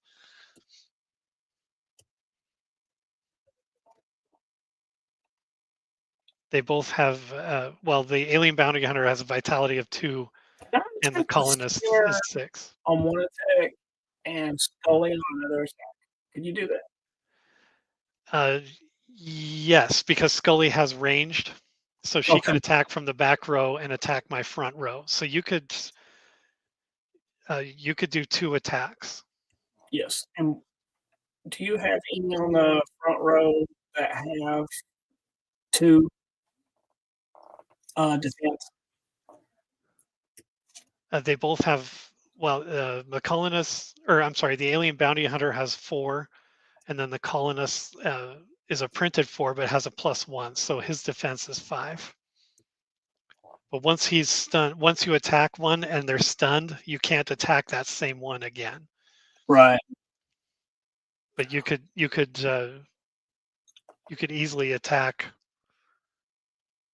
use Skinner to attack the alien bounty hunter, and then Dana could take a shot. Maybe, oh, she's only got a +1, right? So she's at a 2 attack. Correct. But you would win the tie. So, let's do that. Let's do those. Okay, let's do Walter Skinner first then. Correct. He's attacking with 6. Okay, and my defense is 4, so you definitely win that one. My strike back, my attack is 6. What's your defense? 8. Oh, geez, so I don't even do anything to him. Yep. So he is out and takes a wound counter there. He brings the pain. And now Dana, don't Hmm. forget to turn Skinner sideways. Yes. And then Dana is going to use her ranged to attack my colonists in the front row. Hmm. My defense is 5. What's your attack? 2. Oh, So so it's you would not win this one. no. So it's not worth doing. That's what I was wondering. So it's Okay. yeah, not doing that. I'm sorry, I misread. I thought you had a higher Well, attack. I did until you knocked him off. That's true. You did lose your counters on that one. Yes. Yeah. Yes. I would have had 5, but I lost 2 counters, and that's what did it. I think Okay. that's So no attack from Dana then. no attack there. All right. Anything else? Any plot twists or Nope, nope, that'll do it for now. all right. Well then I will start my turn by drawing 2.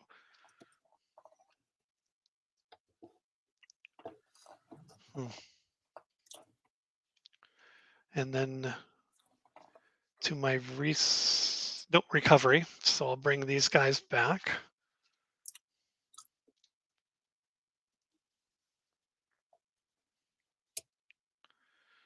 All right. Let me just do a little housekeeping and fix my rows here. Here we go. Recruit, or no, I'm sorry, resource step.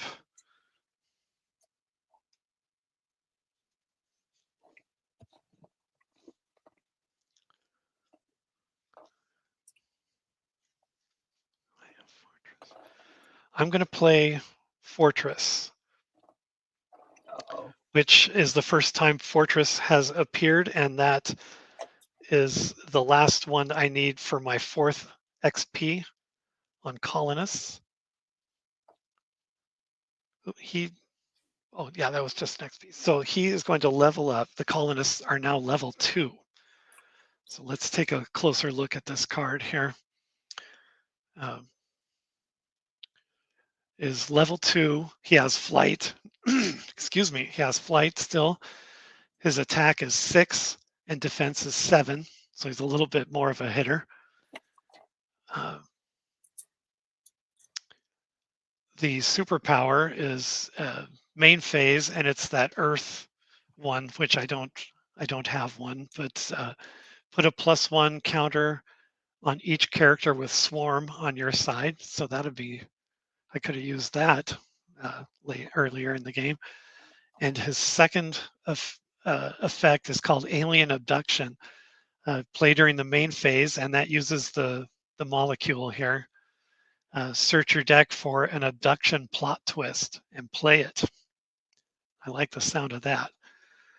So I will put his +1 counter on there, which makes him 7 attack, 7 defense.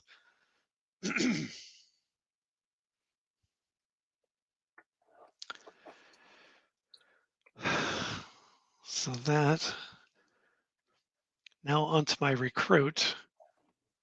I don't have anything to recruit here.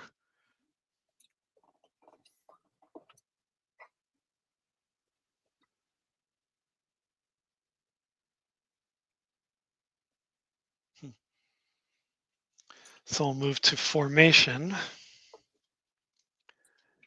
And what is Skinner's defense again? 6. 6A. And his attack? 8. Oh, that's rough. Yeah, he's a good one. And what's his health? Just 1. Just 1? Okay. Uh, in that case,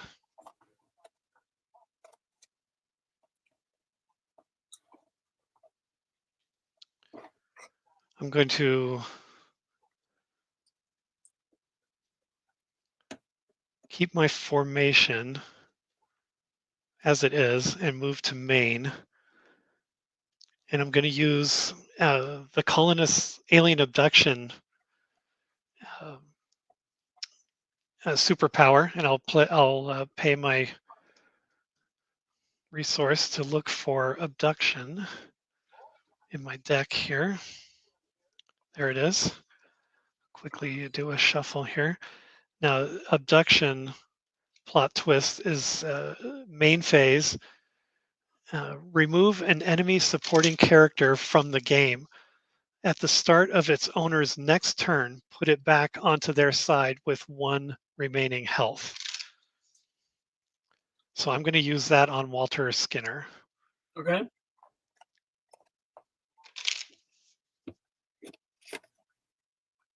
Now, when one or more characters are removed from the game from anywhere, Scully gains an XP.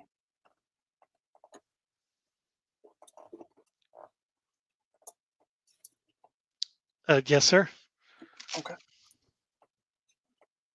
Good catch. I completely forgot about that. Okay. So Walter Skinner is removed from the game for now. Until the next, yeah.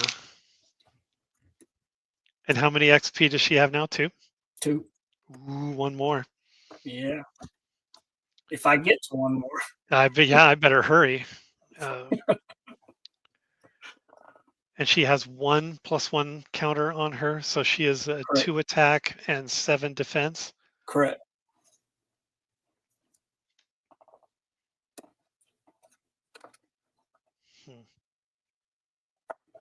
Well, I guess I'll just have to do a team attack. Oh, 7 defense. Interesting. Yep.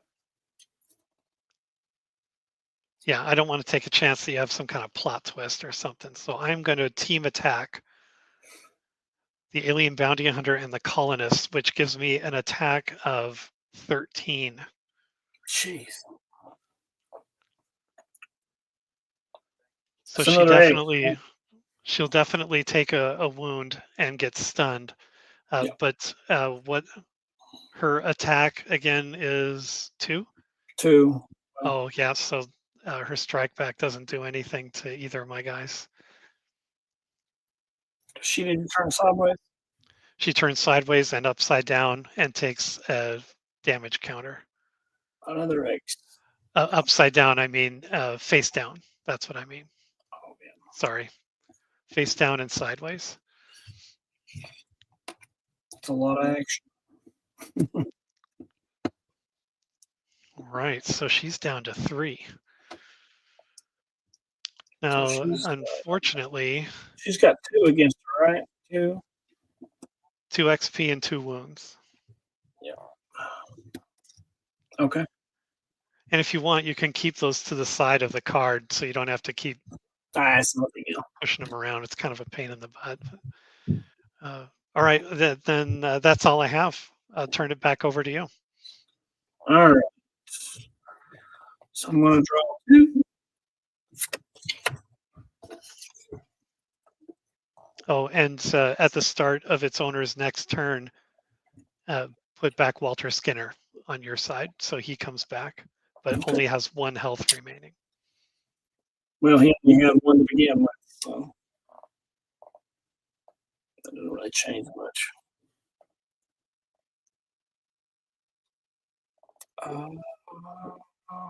All right.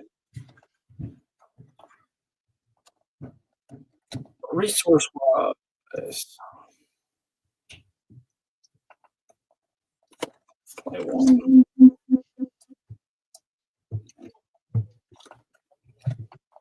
Then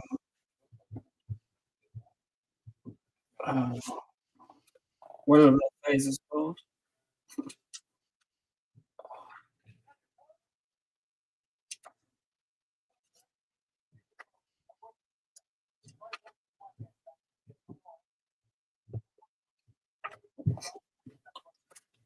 Okay.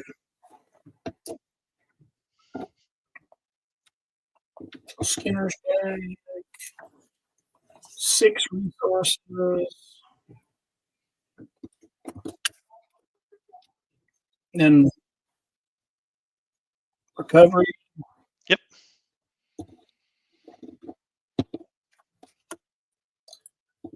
Scully's back with 2 against her.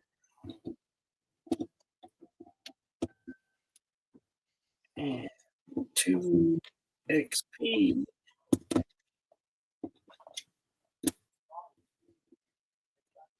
And I will play.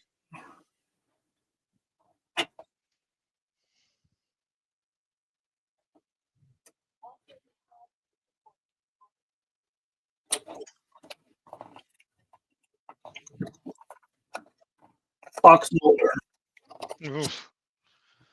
Wait, can I play Fox Mulder? Yes. Fox.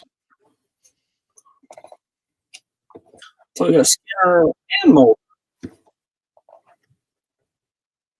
That's a good team there. And I'm also going to play I Need Your Help. Oh, okay.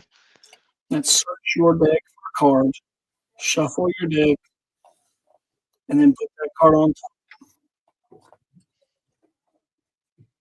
Let's see what I can find.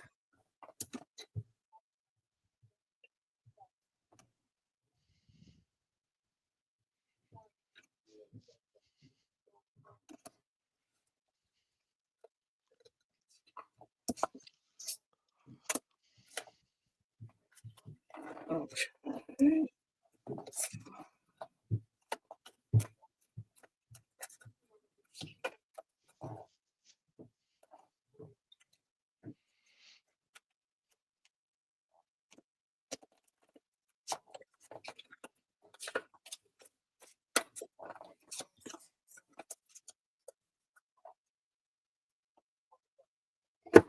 All right. That gives me an attack of 13. Oh, you're going to team attack? Well, can they individually attack each one? What are you guys at? What do you Well, got? so I've got the alien bounty hunter at a 6 attack, 4 defense, and the colonists at a 7 attack, 8 defense. Okay. Walter Skinner will attack Alien Bounty Hunter with a 6 attack and an 8 defense. And it's a tie, so he'll win. Yep, and uh, my And then my attack is. Mulder, What's your defense again? 8. Okay, so yeah, my strike back doesn't do anything, and And then that's its Mulder second wound. will attack the other one with a 7 attack and a 9 defense. Okay, I don't know that you want to do that. You do want to turn Walter Skinner sideways since he's already done I his thought his action. attack was 7, or his defense was 7. The other one. Is it not? His defense is 8, Oh, 8.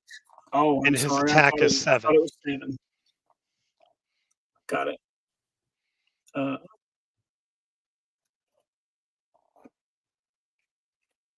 then I shall not.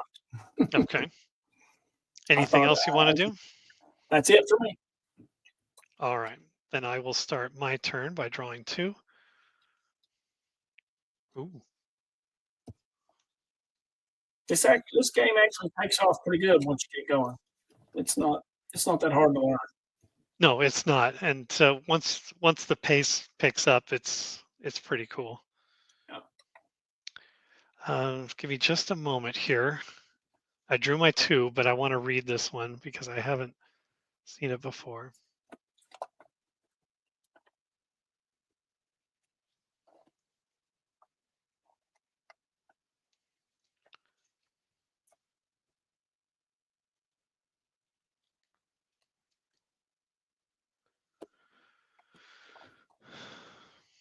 I would say this is a lot easier to take off and do than X-File CCP.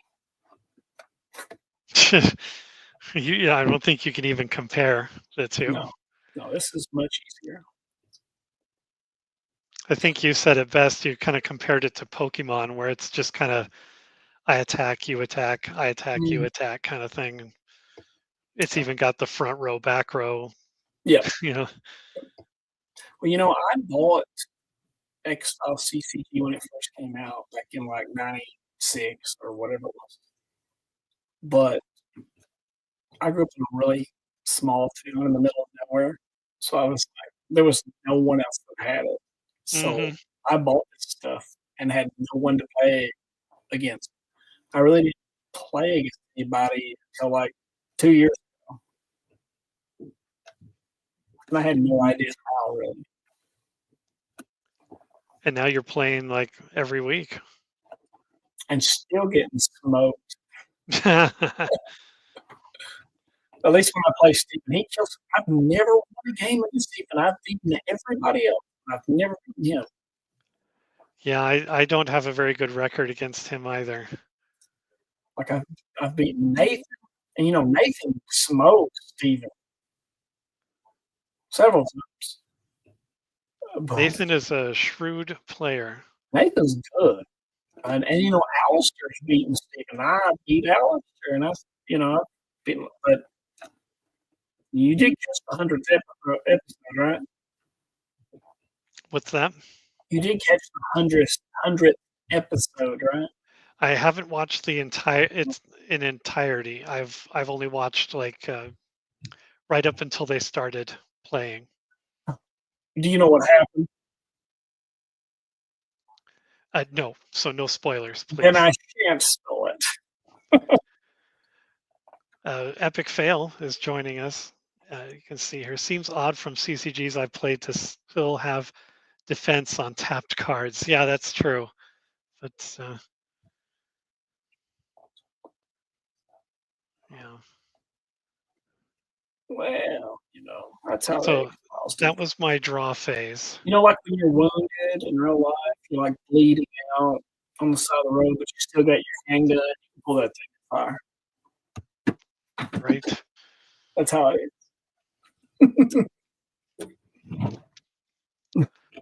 So I am going to. Oof, it's my resource phase, so I'm going to play the Syndicate, and I've kind of run out of room here, so I'm going to double up here.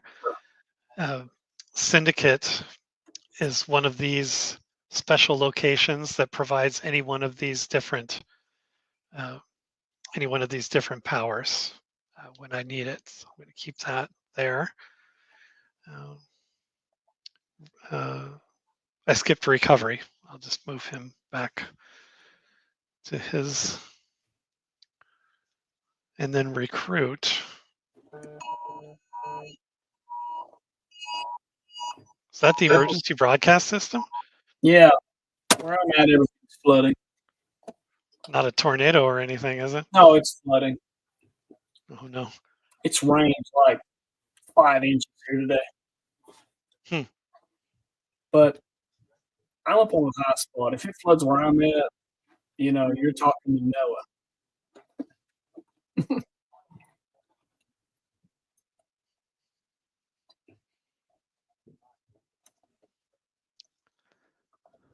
It is kind of crazy though. I do actually have quite a bit of standing water in my backyard. Yeah, you were talking about that. Yeah. Okay, so I'm in my recruit phase now. How many do I have? 3, 4, 7. Shoot. I'm going to recruit. He costs 7. The cigarette smoking man. He is a 3 attack, 9 defense, and 1 health. His superpower is triggered in the main phase, and it costs 5 different energies, which is pretty rough. That's a lot of action. Yeah, but his power is choose an enemy player to reveal their hand, discard 2 of those cards. CSM pays 1 less power symbol to use this power for each alien affiliation, which is the little alien guy character on your side. I only have 1 card, so Yeah. you may not want to use that right now. Yeah, I'm going to play him to my front row there. 9 is defense. That's crazy.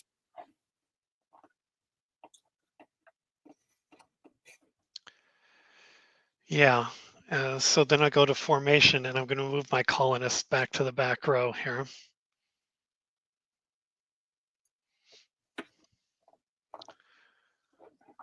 And then main phase.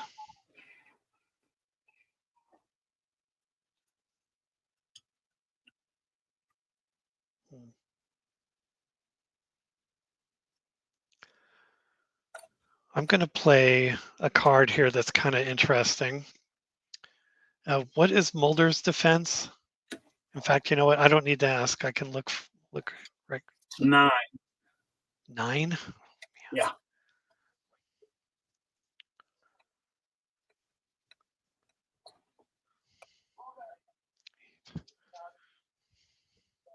Hmm.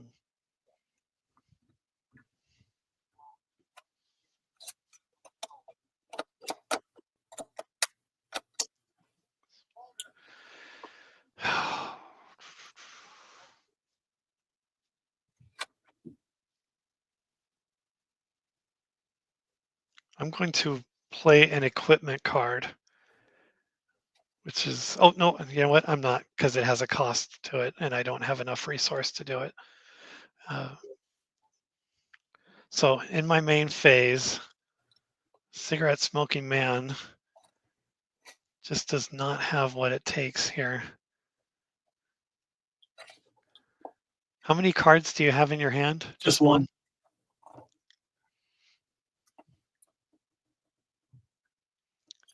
So why pay all that energy? I'm going to tell you right now, it's not worth it. I'm just so you know, it's not. What's that? I'm just going to tell you right now, it's not worth it. I'm just going to tell you right Okay. Epic Fail wants to reply to your comment about the rain. now.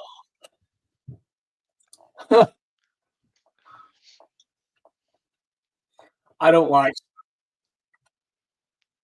I grew No, up no with a lot. trade. Yeah, I grew up with a lot of snow. I like feet, not inches. I don't miss the snow at all. It wouldn't hurt my feelings if I never saw snow again.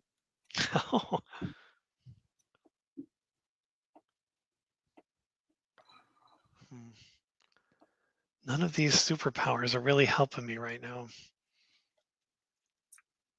That's good. It's For me. good for somebody, not me. That's good for me. Uh, yeah. So I think I'm just going to pass it over to you. All right. We'll draw my next two. And I am going to, let's see. Okay, I got my two. Recover. Walter. Um, I've got 7 resource there.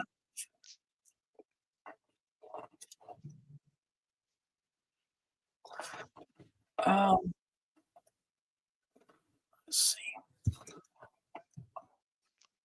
What is that card Scully needs to do her thing?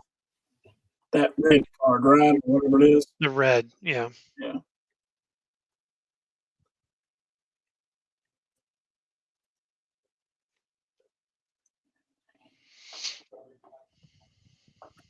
Um, okay. I'm going to, like I said, I recovered Walter. I've got Mulder. I've got 7 resource. I'm going to play Monica Reyes and Fires. Ooh. That's 7. And I'm going to play I Need Your Help Again Hmm. to go through here and get a card and shuffle a deck.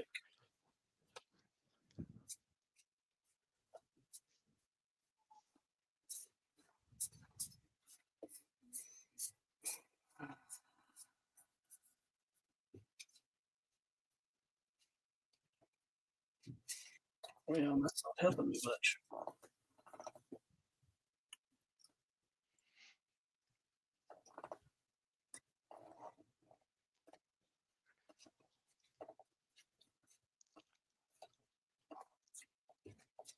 Let's see if that'll work.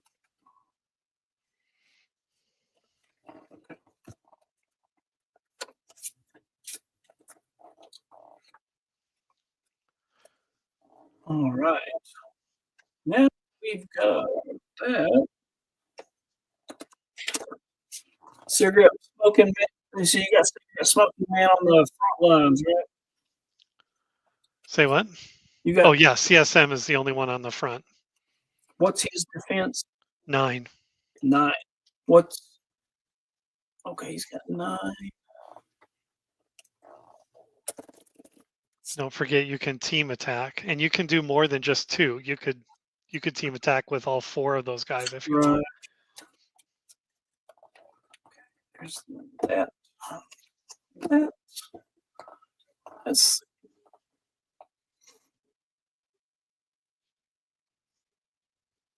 what's his return? His attack is only 3, so I don't think I would hurt anybody on your side. Yeah. But I don't want to come with everybody. You said his defense is 9, right? Correct. All right. Behind him, what have you got?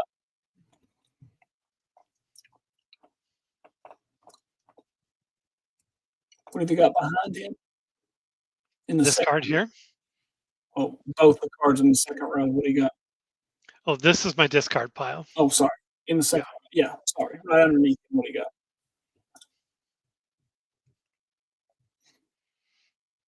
What's underneath him? Underneath. Here. Yeah, right there. This is the colonist. This is my main Mm-hmm. my main character. He is a 6 attack, 7 defense, and 6 health.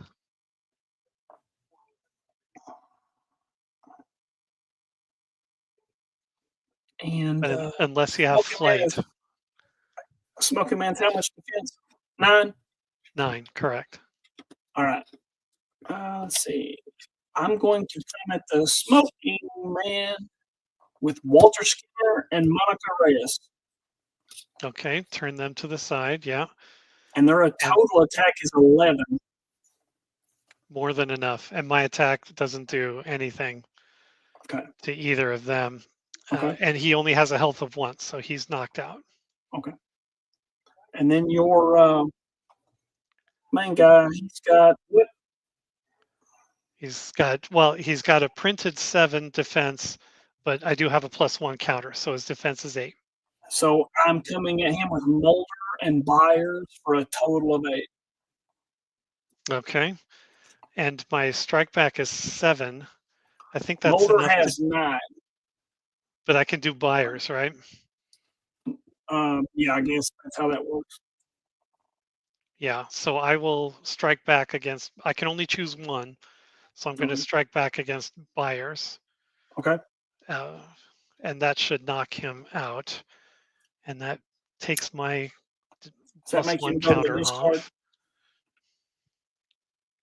Say what? Does Byers go to the discard then? Yeah. Okay.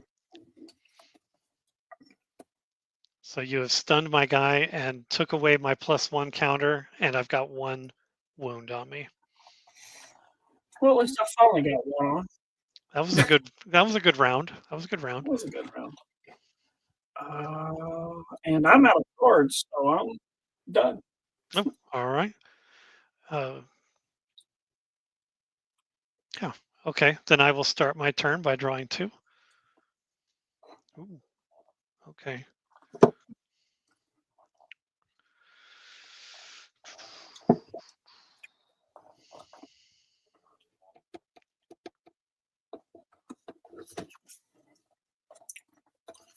All right.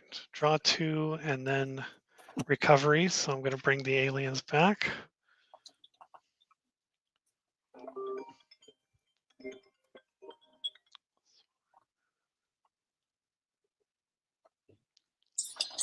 Hello. Hey, can I call you back in the middle of the game? Oh, okay. I just don't know what to do. I need to get food. I don't know if I should wait something that.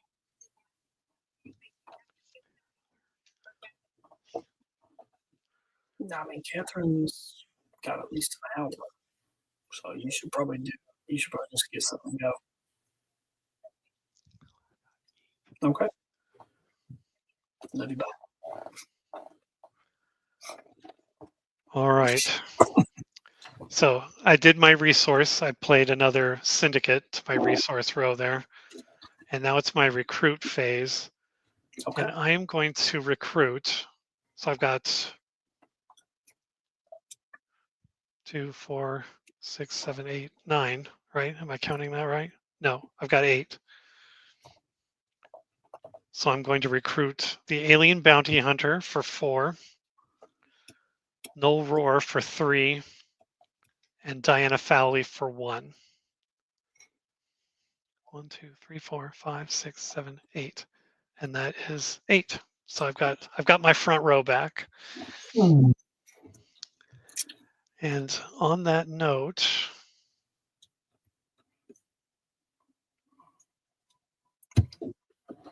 I'm going to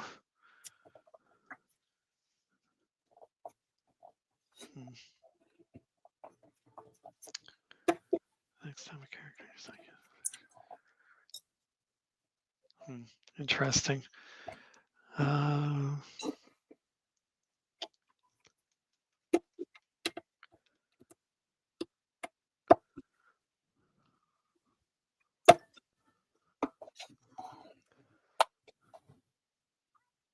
Oh, look, Alistair is joining us. Oh, yay. All right, there you are, Alistair. Thanks for joining. Yeah, this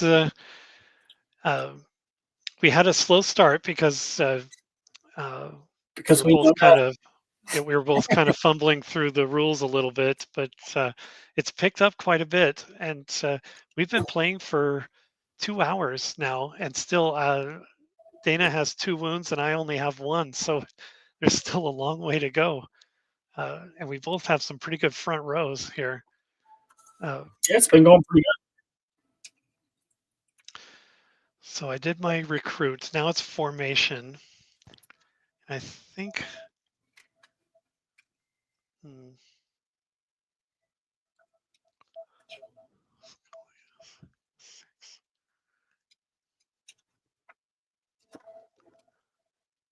Oh, I hate this part because now I gotta do math. Math sucks.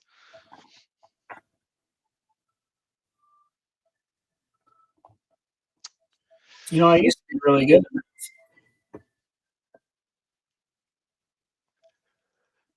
Dana Scully doesn't have any power-ups, right?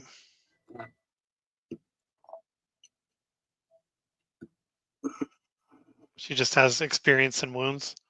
She's Correct. +1s. Yes. So for my formation, I'm going to move the colonists back up to my front row. I don't know why I keep looking at those. Nothing's going to happen there. Now, who do we have up there? Fox Mulder. Mulder, Scanner, Reyes. I need to see what. A lot of top notch. Yeah, you got some powerful guys up there.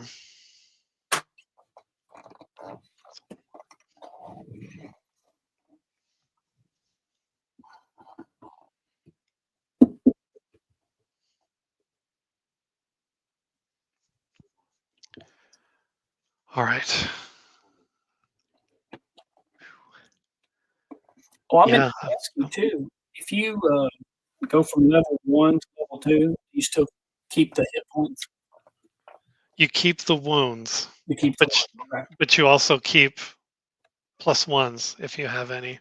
Gotcha.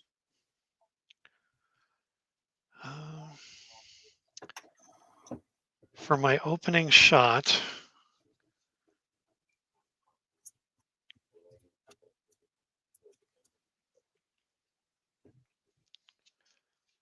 yeah, interesting.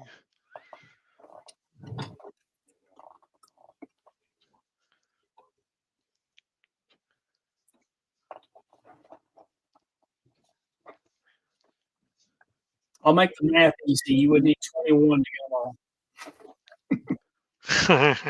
If that helps.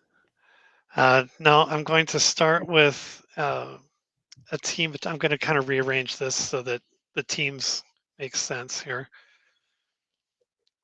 So my first team attack is the Alien Bounty Hunter and Diana Fowley, which is a combined attack of 8. They are going to go up against Uh, sorry.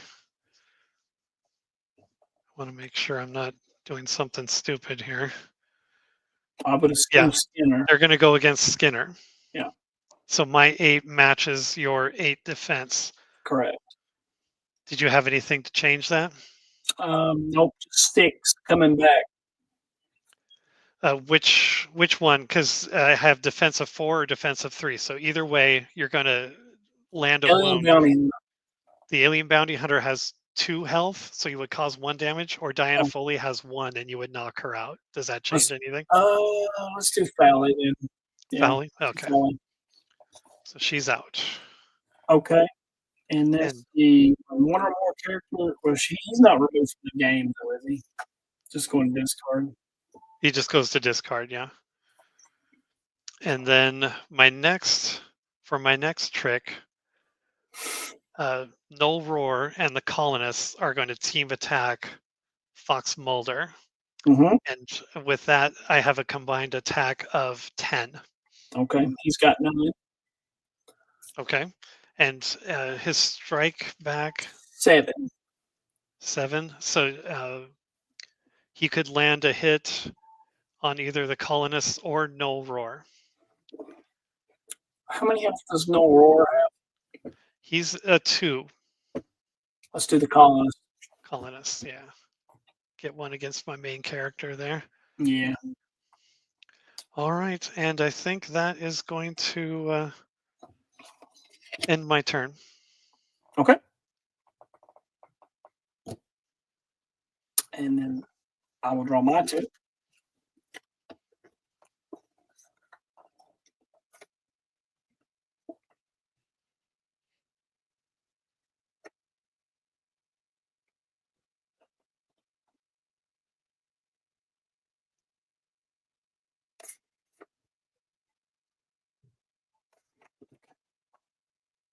So I got my 2. Then I will recover Monica Reyes. I will play the training ground, which is the red Yes.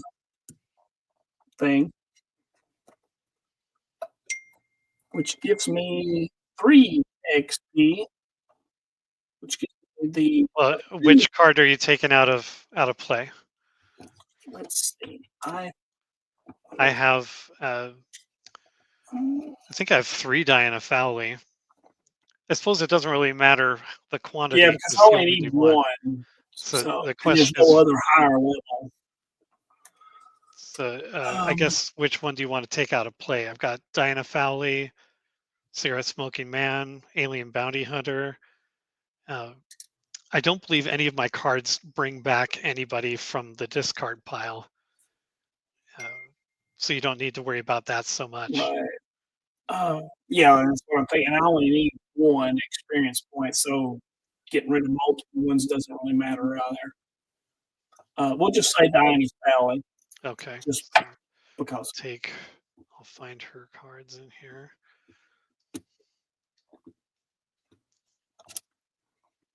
Oof, that takes care of all of them. Yep.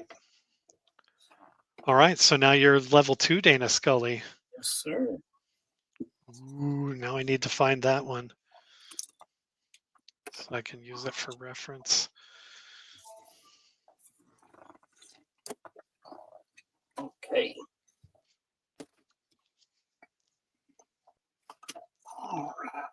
Okay, so you played your power and you used that.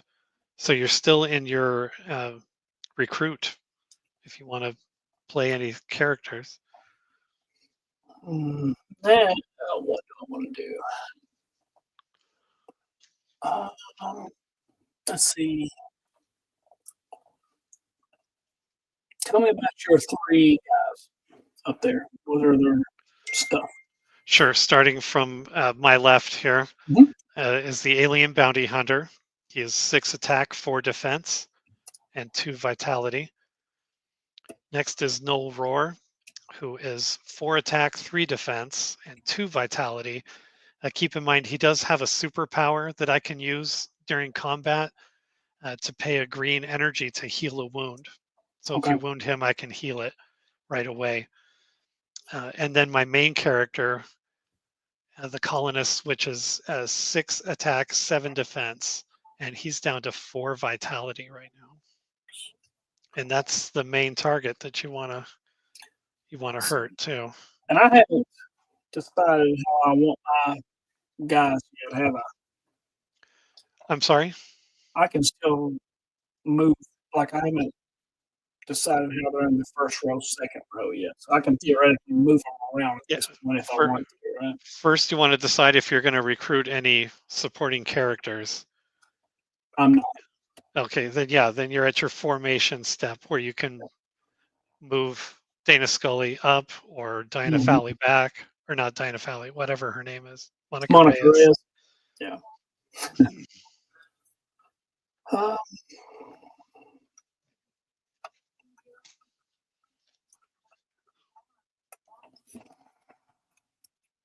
Wow, Dana Scully has a 9 defense now. mhm. This game's never going to end. And your card that I'm trying to kill has what?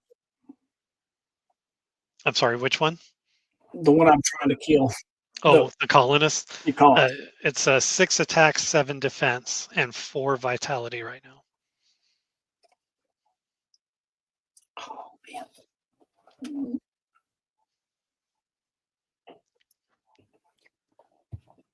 And the alien bounty hunter as well. He is 6 attack, 4 defense, and 2 vitality. And he doesn't have anything against him currently, right? Against him? Like he's still got both vitality. He hasn't been attacked, right? Correct, yeah. Okay. Mm.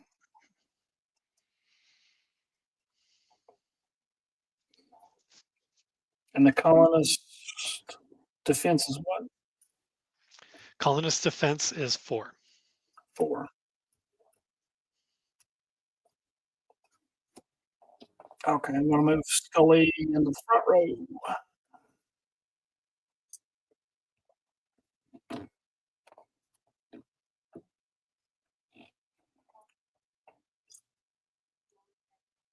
And Scully's going to attack the colonist. Scully is attacking colonists? Mm-hmm. Okay. She has 4 attack and 9 defense. Well, I have 7 defense, so your attack doesn't do anything. Are you going to do a team Yes. attack? Oh, wait a minute. Yes, team attack. I'm sorry. Okay. Wait So a minute. what's your? Hold on. But then you get to attack with what? You get to I would lead. strike back with a 6. So I If you could strike hurt. back with a 6 and it's a tie, what happens? It's not a tie right now, but just say it was. If it were a tie and a strike back, I hope Alistair is still listening. Yeah, that's my question. Uh, Is the tie favor me or favor you, basically? Because technically you're still the attacker. Yeah. So I would think you would win the tie. Okay. Yeah, that's my question.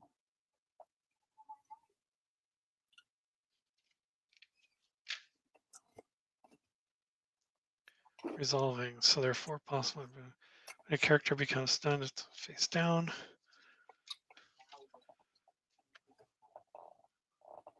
After each combat, you make another attack once you're okay.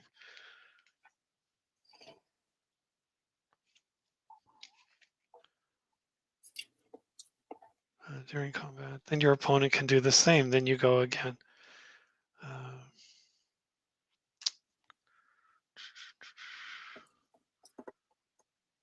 Yeah, let's go with that. Okay. I would say you're still technically the attacker. Okay. So you would win that tie. Okay. I'm going to play Long Come and Lose newsletter. It's put a +1/+1 counter on a character on your side in combat. This combat, next time the enemy character uses a superpower or an enemy player a plot twist, cancel it. Yikes! Alistair used that on me during our game, and I So I'm forgot gonna, about it. So I played an event and I lost it. yeah. So I'm gonna attack that with both of them. So you're attacking the colonists in a Yes. team. Yes. Okay. What's your combined attack? 9. 9. All right. And your And then Reyes, her defense. I mean, obviously Dana's is 9. It's fine. Monica's is 4. okay. But And who then has the +1 counter? yes, 5. Okay. So my strike back will go against Monica Reyes, and I will take a 3rd wound. And your strike back is how much? Oh, it is 6. Oh, so it's still enough. Well, I was thinking, okay. So she's gone if I do that. Correct. Yeah. Well, in that case, let's see. Oh, are we going back in time? Well, I was kind of thinking, do I want to play that long to the newsletter if I'm going to lose her either way? You know, Hmm. um, but I still get the thing that if you play the next time you do a superpower or an enemy player plays a plot twist, cancel it. So I get that out of the way. So Yeah, yeah, you still get that part of it yep, too. yep. We'll just do it. We'll just do it. Okay. Anything else? Oh, that's enough. That's enough for now. Okay. Yeah, that's enough. All right, then I'll start my turn by drawing 2 and I'm recover in a world hurt everybody. already. That was probably a bad idea.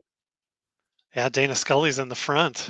Yeah, I was thinking I was kind of thinking Monica would survive, but yeah. Oh well.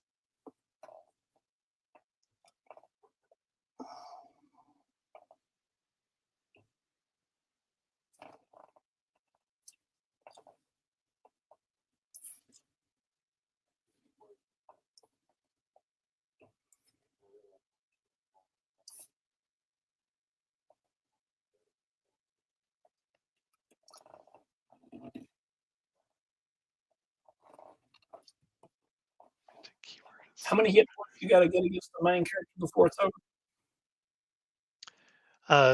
A total of 6, so I'm down to 3 right now. Okay. I'm at 2. I'm going to take a look at something really quick here.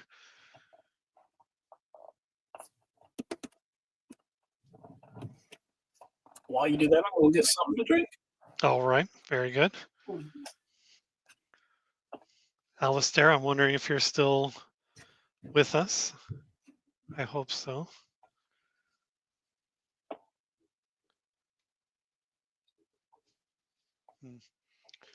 I'm looking through here to see because my alien bounty hunter has that shapeshifter superpower. Remove a character from an enemy KO pile from the game until this character leaves play or uses power again. He gains that character's printed keyword and superpower. So I'm wondering if there's something going on in here that I want to take advantage of.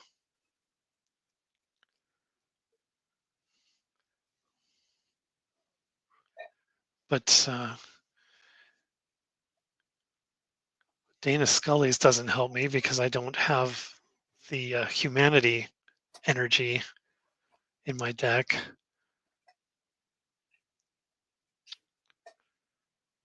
I could do Reyes, which just adds 1 vitality. That doesn't really help a whole lot. And her stats are lower than the alien bounty hunter, so I may as well stick with the alien bounty hunter.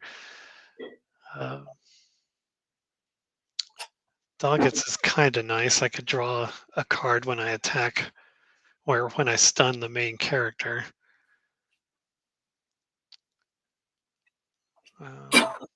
And Mulder, Name a card, search an enemy player's deck and hand for each card with that name and remove it from the game.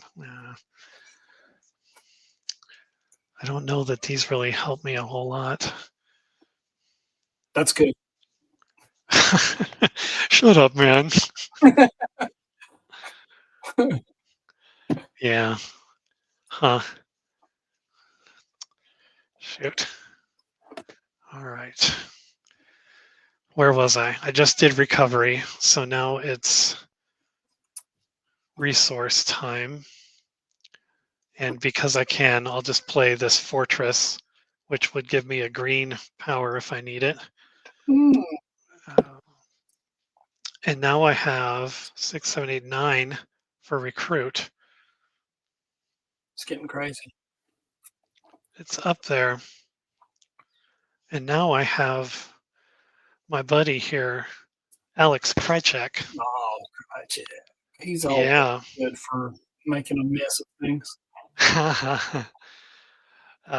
Let's see. He has, I'm going to buy it. He's 5 to recruit. And his statistics here, he has ranged, so he could attack your front row from my back row if I saw fit. He has the keyword mercenary, which Krychek can team attack with any main character, which means I could use your main character to attack a supporting character on your side.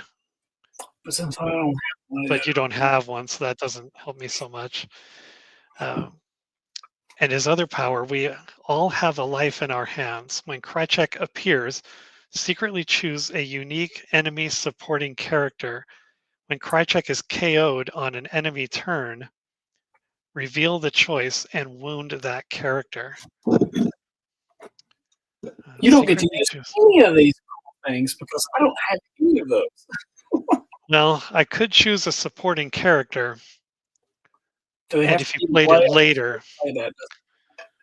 but it doesn't help me right now. But I am going to play him, and since he's appearing now, I am going to choose a supporting character, which I think you still have some of these guys in here that I just do not like.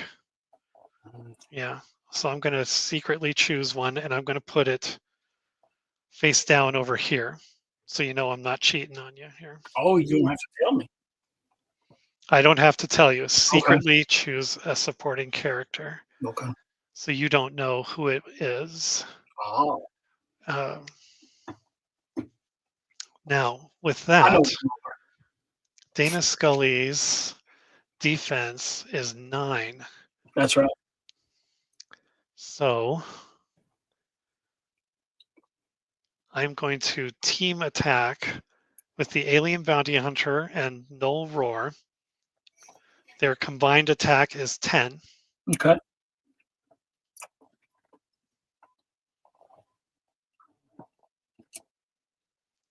And what her attack is 4. Yes, it is. Oh, I could have played that a little better.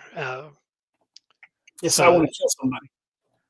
Yes, well, you could attack Null Roar. He has a defense of 3. Well, But remember, I do have that. I win a tie, so the Alien Bounty Hunter is a 4, so you wouldn't do anything to him.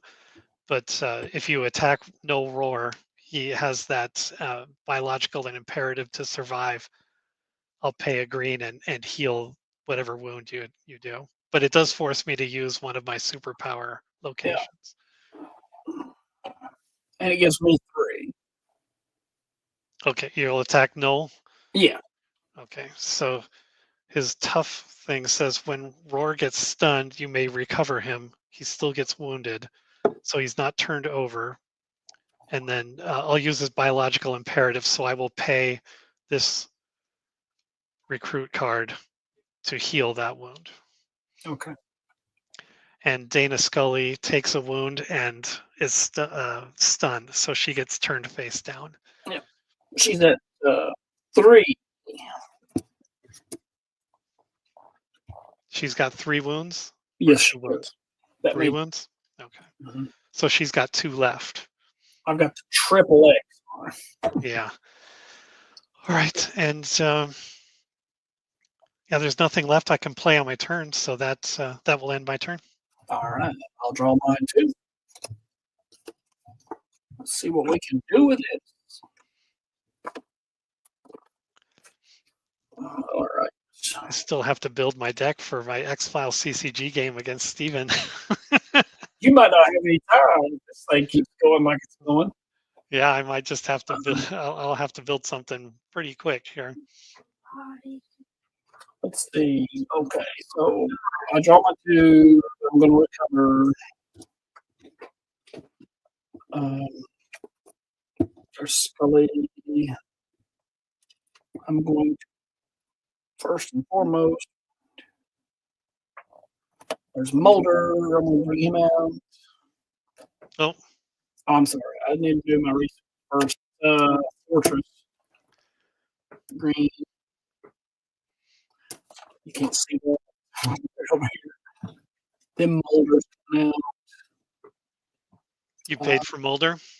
I did. I got Okay. more than enough. Mulder is the card that I secretly chose I knew it. with Alex Krychek's So power. what happens to Mulder? Uh, Oh, wait. Is that Alex Krychek's superpower? oh no, it's when Krychek is KO'd. Okay, so now you know who I picked. Wait a minute. Is that his superpower? No, it's just a regular keyword effect. Okay. So I don't have to pay for it. So you still play Mulder wherever you want. First row. If Krychek gets KO'd, then Mulder gets Scully taken. in the second row. Wait a minute. Hold on. Scully has been in the first row, and I think I might leave her there.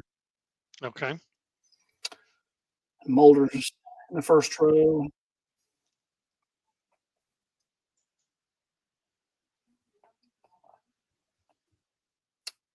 What are the defenses on all four of those? Sure. The Alien Bounty Hunter is 4. Null Roar is 3. Colonist is 7. And Krychek is 5.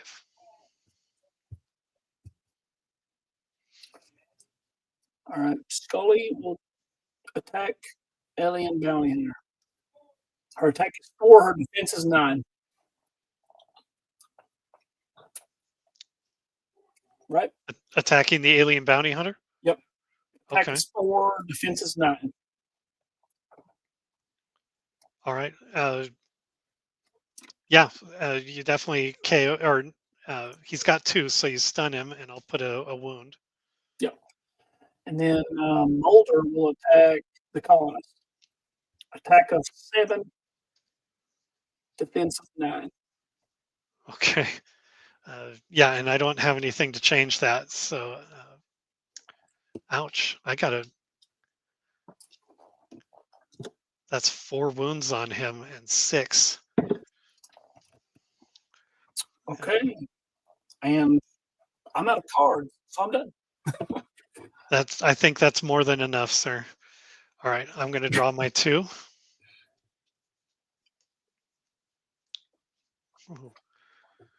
And then I will recover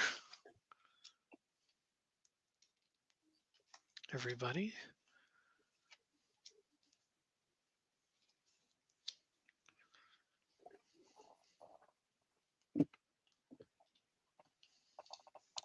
And then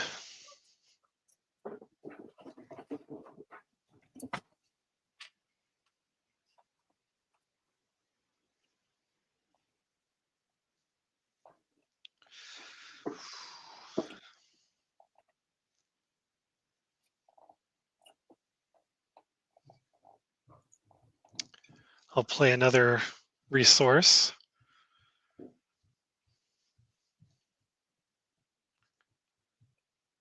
I'm going to power up the Alien Bounty Hunter, so he gets a +1. And I'm going to power up Null Roar for a +1. Okay. I don't like it already. For my formation,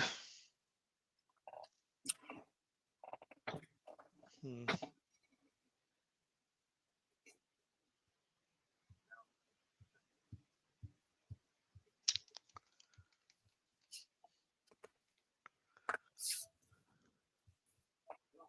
I'm going to move the colonists back.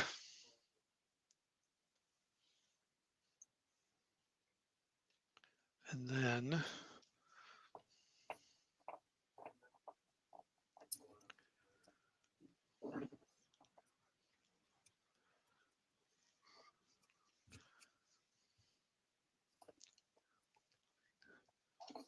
hmm,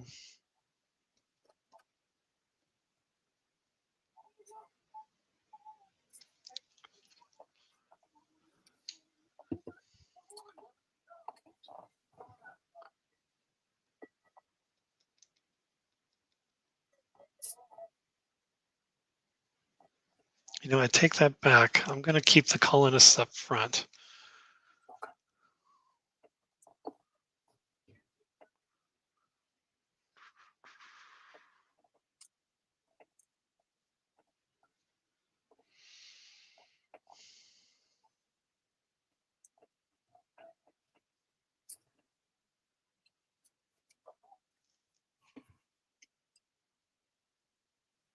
Yeah.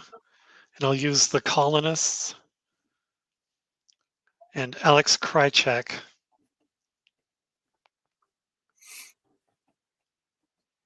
to attack Dana Scully. Ooh. Yeah. That's a combined attack of 13. Okay. And your defense is still 9, right? It is. Okay. And so your attack is still 4? It is. Okay. Alex Krychek has 5 defense and 7 colonists are 7 defense. So nothing returned. Nothing returned, but she does get turned face down.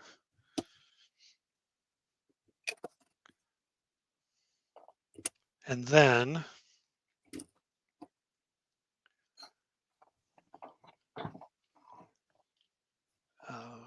You got some more pain for me?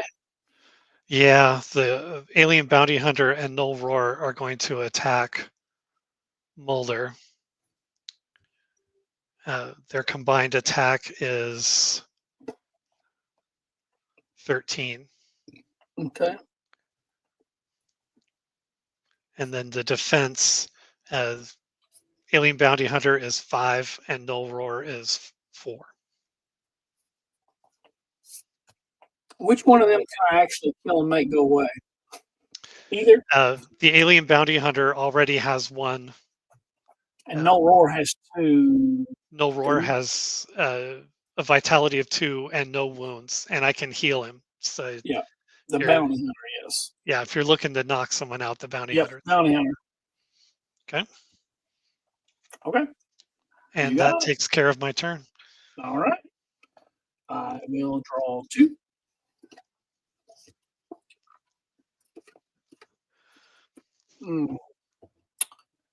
I will recover. I will use my. I'm not playing any resources. I will use my resources to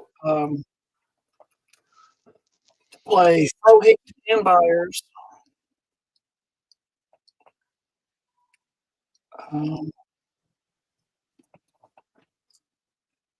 Wow, they suck. Tell me about the defense of your 3 guys. Starting from the left, Null Roar is a 4. Alex Krychek is 5. And the colonist is 7.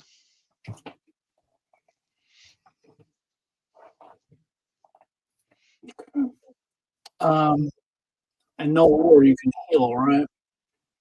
Null Roar is a 2 vitality. So if you, and I do have enough energy to heal him with these guys. So if you caused a damage, I could heal it right away. Yeah. Krychek is what? 5? 5. That's okay. And then, of course, your the colonist is, what'd you say, a 7? He's a 7 defense. Yep. And Krychek's re-attack is what? 7. 7. Okay. All three of these are going to attack Krychek. Okay. What's their combined attack? 6. Okay. So yeah. You can take out either Frohickey or Byers with his re-attack because it's 3 and 5, but not Scully. Well played, sir. Well played.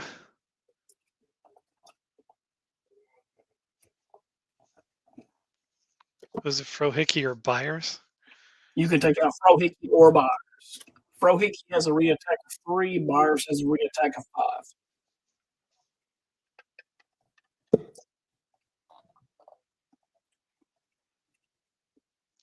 I'm going to strike back on Byers. Byers, okay. And Krychek is knocked out.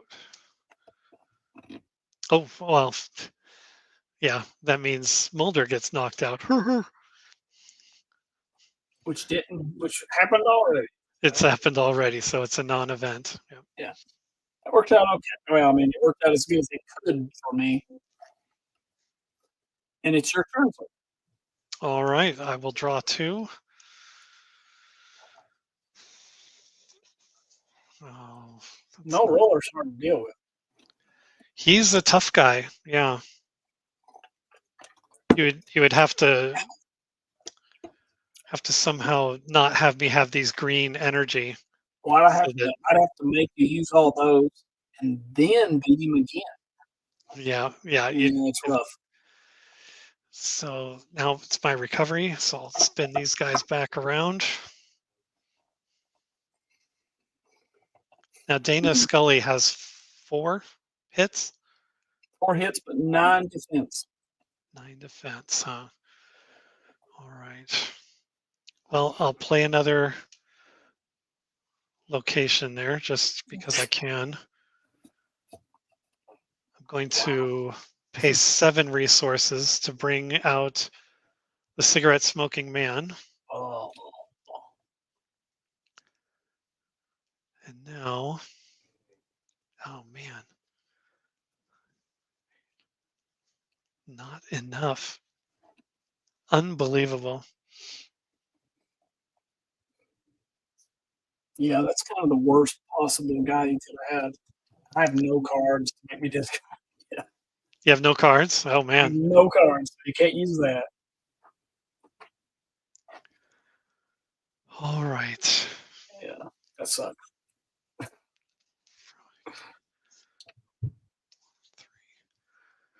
All right. Well, I will team attack with the colonists and Null Roar. That gives me a combined attack of 10. Ooh, that's ugly. I re-attack with 4. That's all I can do. With force, so you could hit Null Roar. That's all I can do. I hit him. Okay. And I'll heal his wound by paying that energy. Yep. That puts And me. Oh wait, that puts me at 5. That puts you at 5. That's the final. That's the final blow on your main character. That's it. Well, that only took 2.5 hours. Almost 3 hours. Almost 3 hours. So it took more than that considering the time we were doing it before we went live. You're right. So that's it. Thank you for that game. Wow. I got to wrap this up pretty quick because I have less than 3 hours to put an X-Files CCG deck together. But what did you think? This is your first game of Versus System. Did you like it? I did.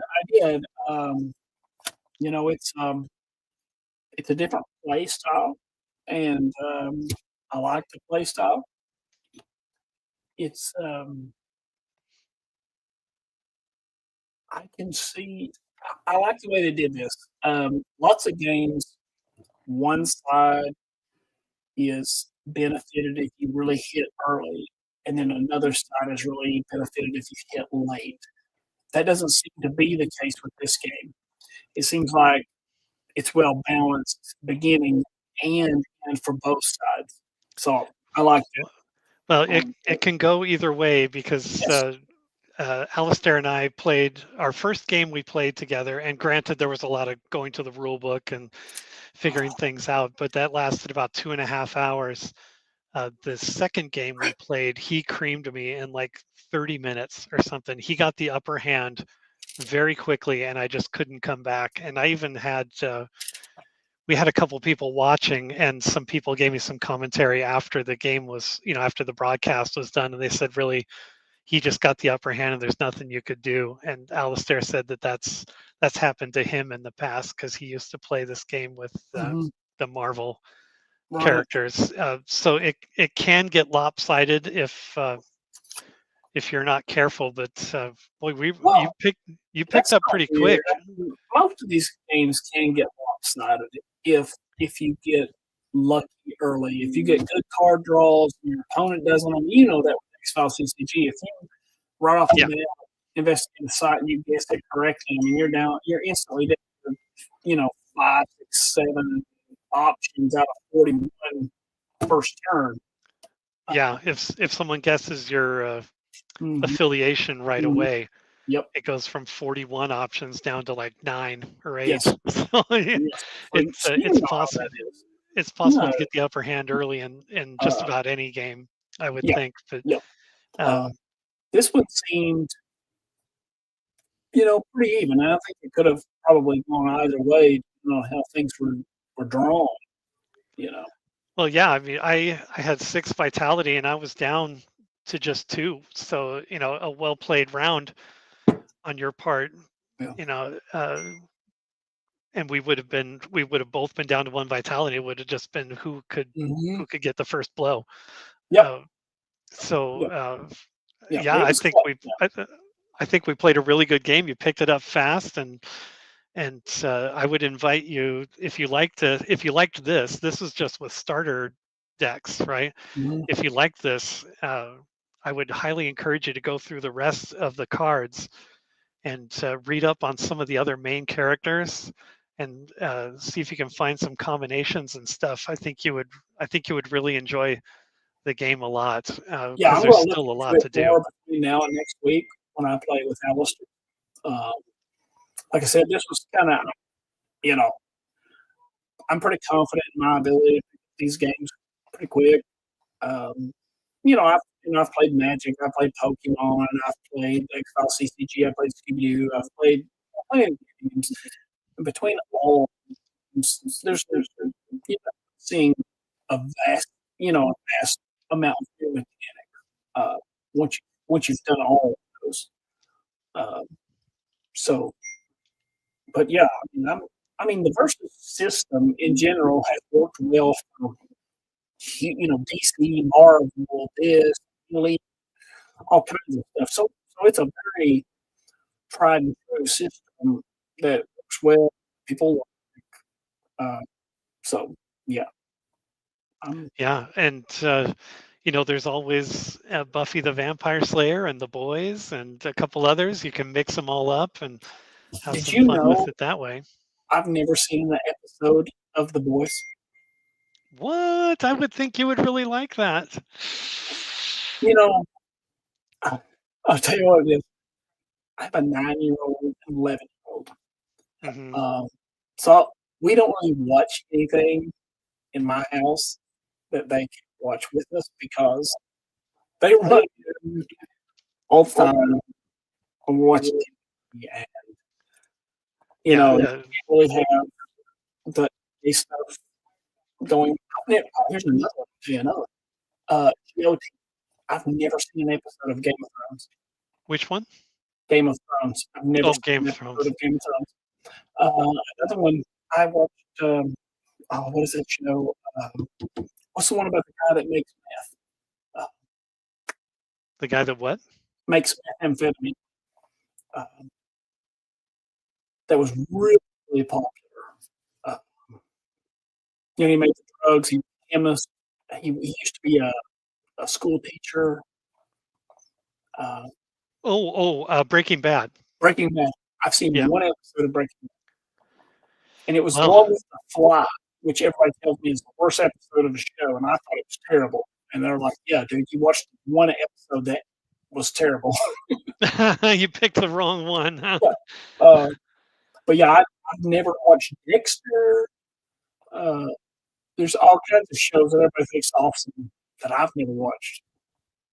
Hmm. Uh, Well, you need to send the kids over to their friend's house and watch The Boys. I think that one would be really up your alley. I think you would really like it, but yeah, definitely not for I kids. kind of get what it is. It's pretty much what if superheroes were the mafia, Hmm. basically.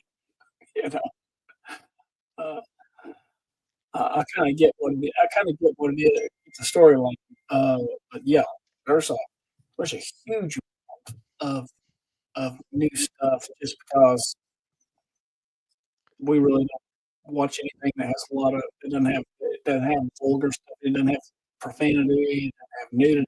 We don't really watch any of that stuff Man, because well, when because you of kids. finally get You those know? kids off to college, you've got a lot of binge watching to do. Huh?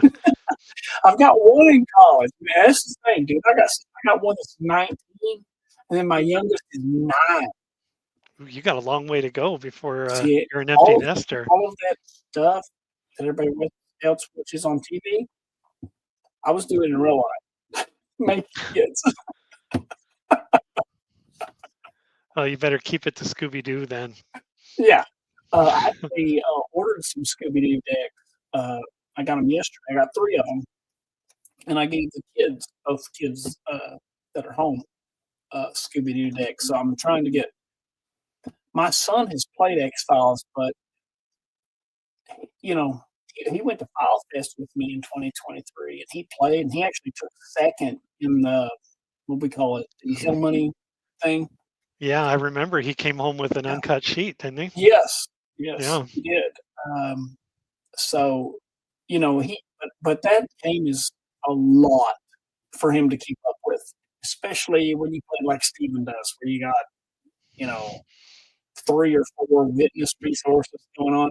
But the Scooby, oh, he kills that. I mean, he's all over that because it's X Files, CCG simplified without all the Hmm. math. So he kills that. But yeah, this was fun. I mean, I like this game. I like the way it's played. I like the mechanics. Um, so yeah, you know, and Well, it's it's what a lot more people are familiar with. In collectible card games or any card games for that matter, the Versus system is very well known. yeah, yeah. You It's well, know, it's been around for a long time. Uh, people know the Versus system, so anybody that plays these games, they can pick up the Versus system and they can play. And sure. that's a big benefit. Um, so yeah, I'm excited to play Alistair and see how bad he can beat me at this. Oh, please. No, Uh, you held your own with this, so I think you're gonna nail it. well, it's like anything else. You can know the mechanics halfway decent, but then you take somebody who's really good at it a lot, and he's built a really good deck, and he knows how to do this well. But those are the guys who make you better at it. When you take somebody that really knows how to do it, they make you better at it, and that's what you want. You know, Hmm. I was a basketball player back when I was fat and in shape uh, when I was young, and the guys that were really good at basketball be better at basketball. For like guys as good as you better, you beat them. Uh, so yeah, it's just no different. That's one of the things I like about it. I'm amazed that we this community of guys that love X Files and want to play all these games, and not just X Files, but you know, uh, all these games. It's just incredible. Uh, I think it's the greatest thing in the world. Awesome. Well, look over your cards, build a deck, and I think you're ready for File Fest, or not. Well, I think you're ready for WinterSlam. WinterSlam, February 22nd. Woo! Yeah, great game. I got to wrap it up because I got to hit the road. I got a lot of work ahead of me. I look forward to Steven just totally taking me to the cleaners because my deck is just going to be kind of roughshod. But I haven't played in a long time, so it's going to be fun. You have to build a deck. You know what he's going to bring. You got to bring that deck that deals with witness resources and mana. Is there a way to kill mana? I don't know that there's a way to kill manners, but there is a way to kill his witnesses. There is. So, there are ways to kill the witnesses, and there is a way to kill manners, actually. There is. There's actually a mechanism to kill any agent. Even without killer cards? Yeah. It involves, okay. I say without killer cards. Their keyword is killer, but they're not like the ones that kill the mana, stuff like that. They're not specific to an agent. What they are, it's like it's got to be the fluke worm guy then. Let me think. Oh shoot, it's a combat card. It's massive internal damage. Yes. Or like yeah. You play, you use an adversary, you create damage, and then you play that card, and you can kick him out of the game. And the fluke worm guy, doesn't he keep adding damage until the agent's dead? Yes, that's one. There's also the mana 2, Ox's Brew. The mana 2. If you don't have a kill on the healing card, you can't. Even if that card doesn't kill an agent, if you can put him in the hospital with a mana 2, he can't get out because he can't heal damage with a healing card with it. If you don't have a healing card, he's screwed. That agent is stuck in the hospital for the rest of the game if you don't have a healing card. So there are definitely ways, there are ways to kill even agents like Molder, Scully, Skeeter, and Krychek. You can. It is possible. It's not easy, and it's not supposed to be easy because, there's the key agents in the game, but it is possible. And from every game I've seen Steven play, he's really not geared. I hope he's not watching this right now. He's really not geared to do this. No, I don't think he has any interest in versus systems, so I don't know that he's going to be watching. But the last game I played this season, they've all been sealed stuff, so you don't get to do anything. I really like the last 4 or 5 games. I've been sending my sealed stuff to guys so they can play sealed games, because that's cool. Seal stuff, open it up, and then start playing. See what you got. That's fun. Yeah, it's a little more of it's so similar to what we do now. Like guys when they have these tournaments at the comic store or whatever, they get the magic cards or the Pokemon cards. They open them up that play. Right. And so it kind of brings a dynamic of what's currently going on to the game. So, and I've actually worked out a situation that works pretty good. If you've got a Premier starter deck, a Premier booster, a 10-13, and a Truth is Out There booster, that usually works out pretty good. That's enough that you don't have too many exiles, too many crappy cards. You get enough to actually make a deck that you can play with. So, and we've done it multiple times with multiple people, so that seems to be okay. It's not as the Truth is Out There starter, but those are not. But yeah, I think coming with something he would not expect, well, we didn't agree on killer cards. Massive internal damage. That's it. Massive internal damage. Yes. Yeah. Stuff like that. If you were actually able to pull that off, man, be sweet. Well, we'll see. We didn't agree on using killer cards, so I wouldn't be able to pull that one off. But I'm sure he would. I mean, I don't think he'd be. You know, Steven's pretty open to using about anything. He likes. I mean, the last even the sealed games, the last 3 or 4 sealed games he and I've played, we've played X-Files Power. So, you know, I don't think he would give you much grief if you wanted to. You know. We'll see. I gotta get going. I gotta cut this off. All right, man. All right. Thanks again for the game. It was a lot of fun, and I hope you're hooked and you want to keep playing because Yeah, I love it. I like it too. It's a little easier. It plays a little smoother. Less math. Less math, less rules lawyering, and that kind of stuff. So Less to keep cool. up.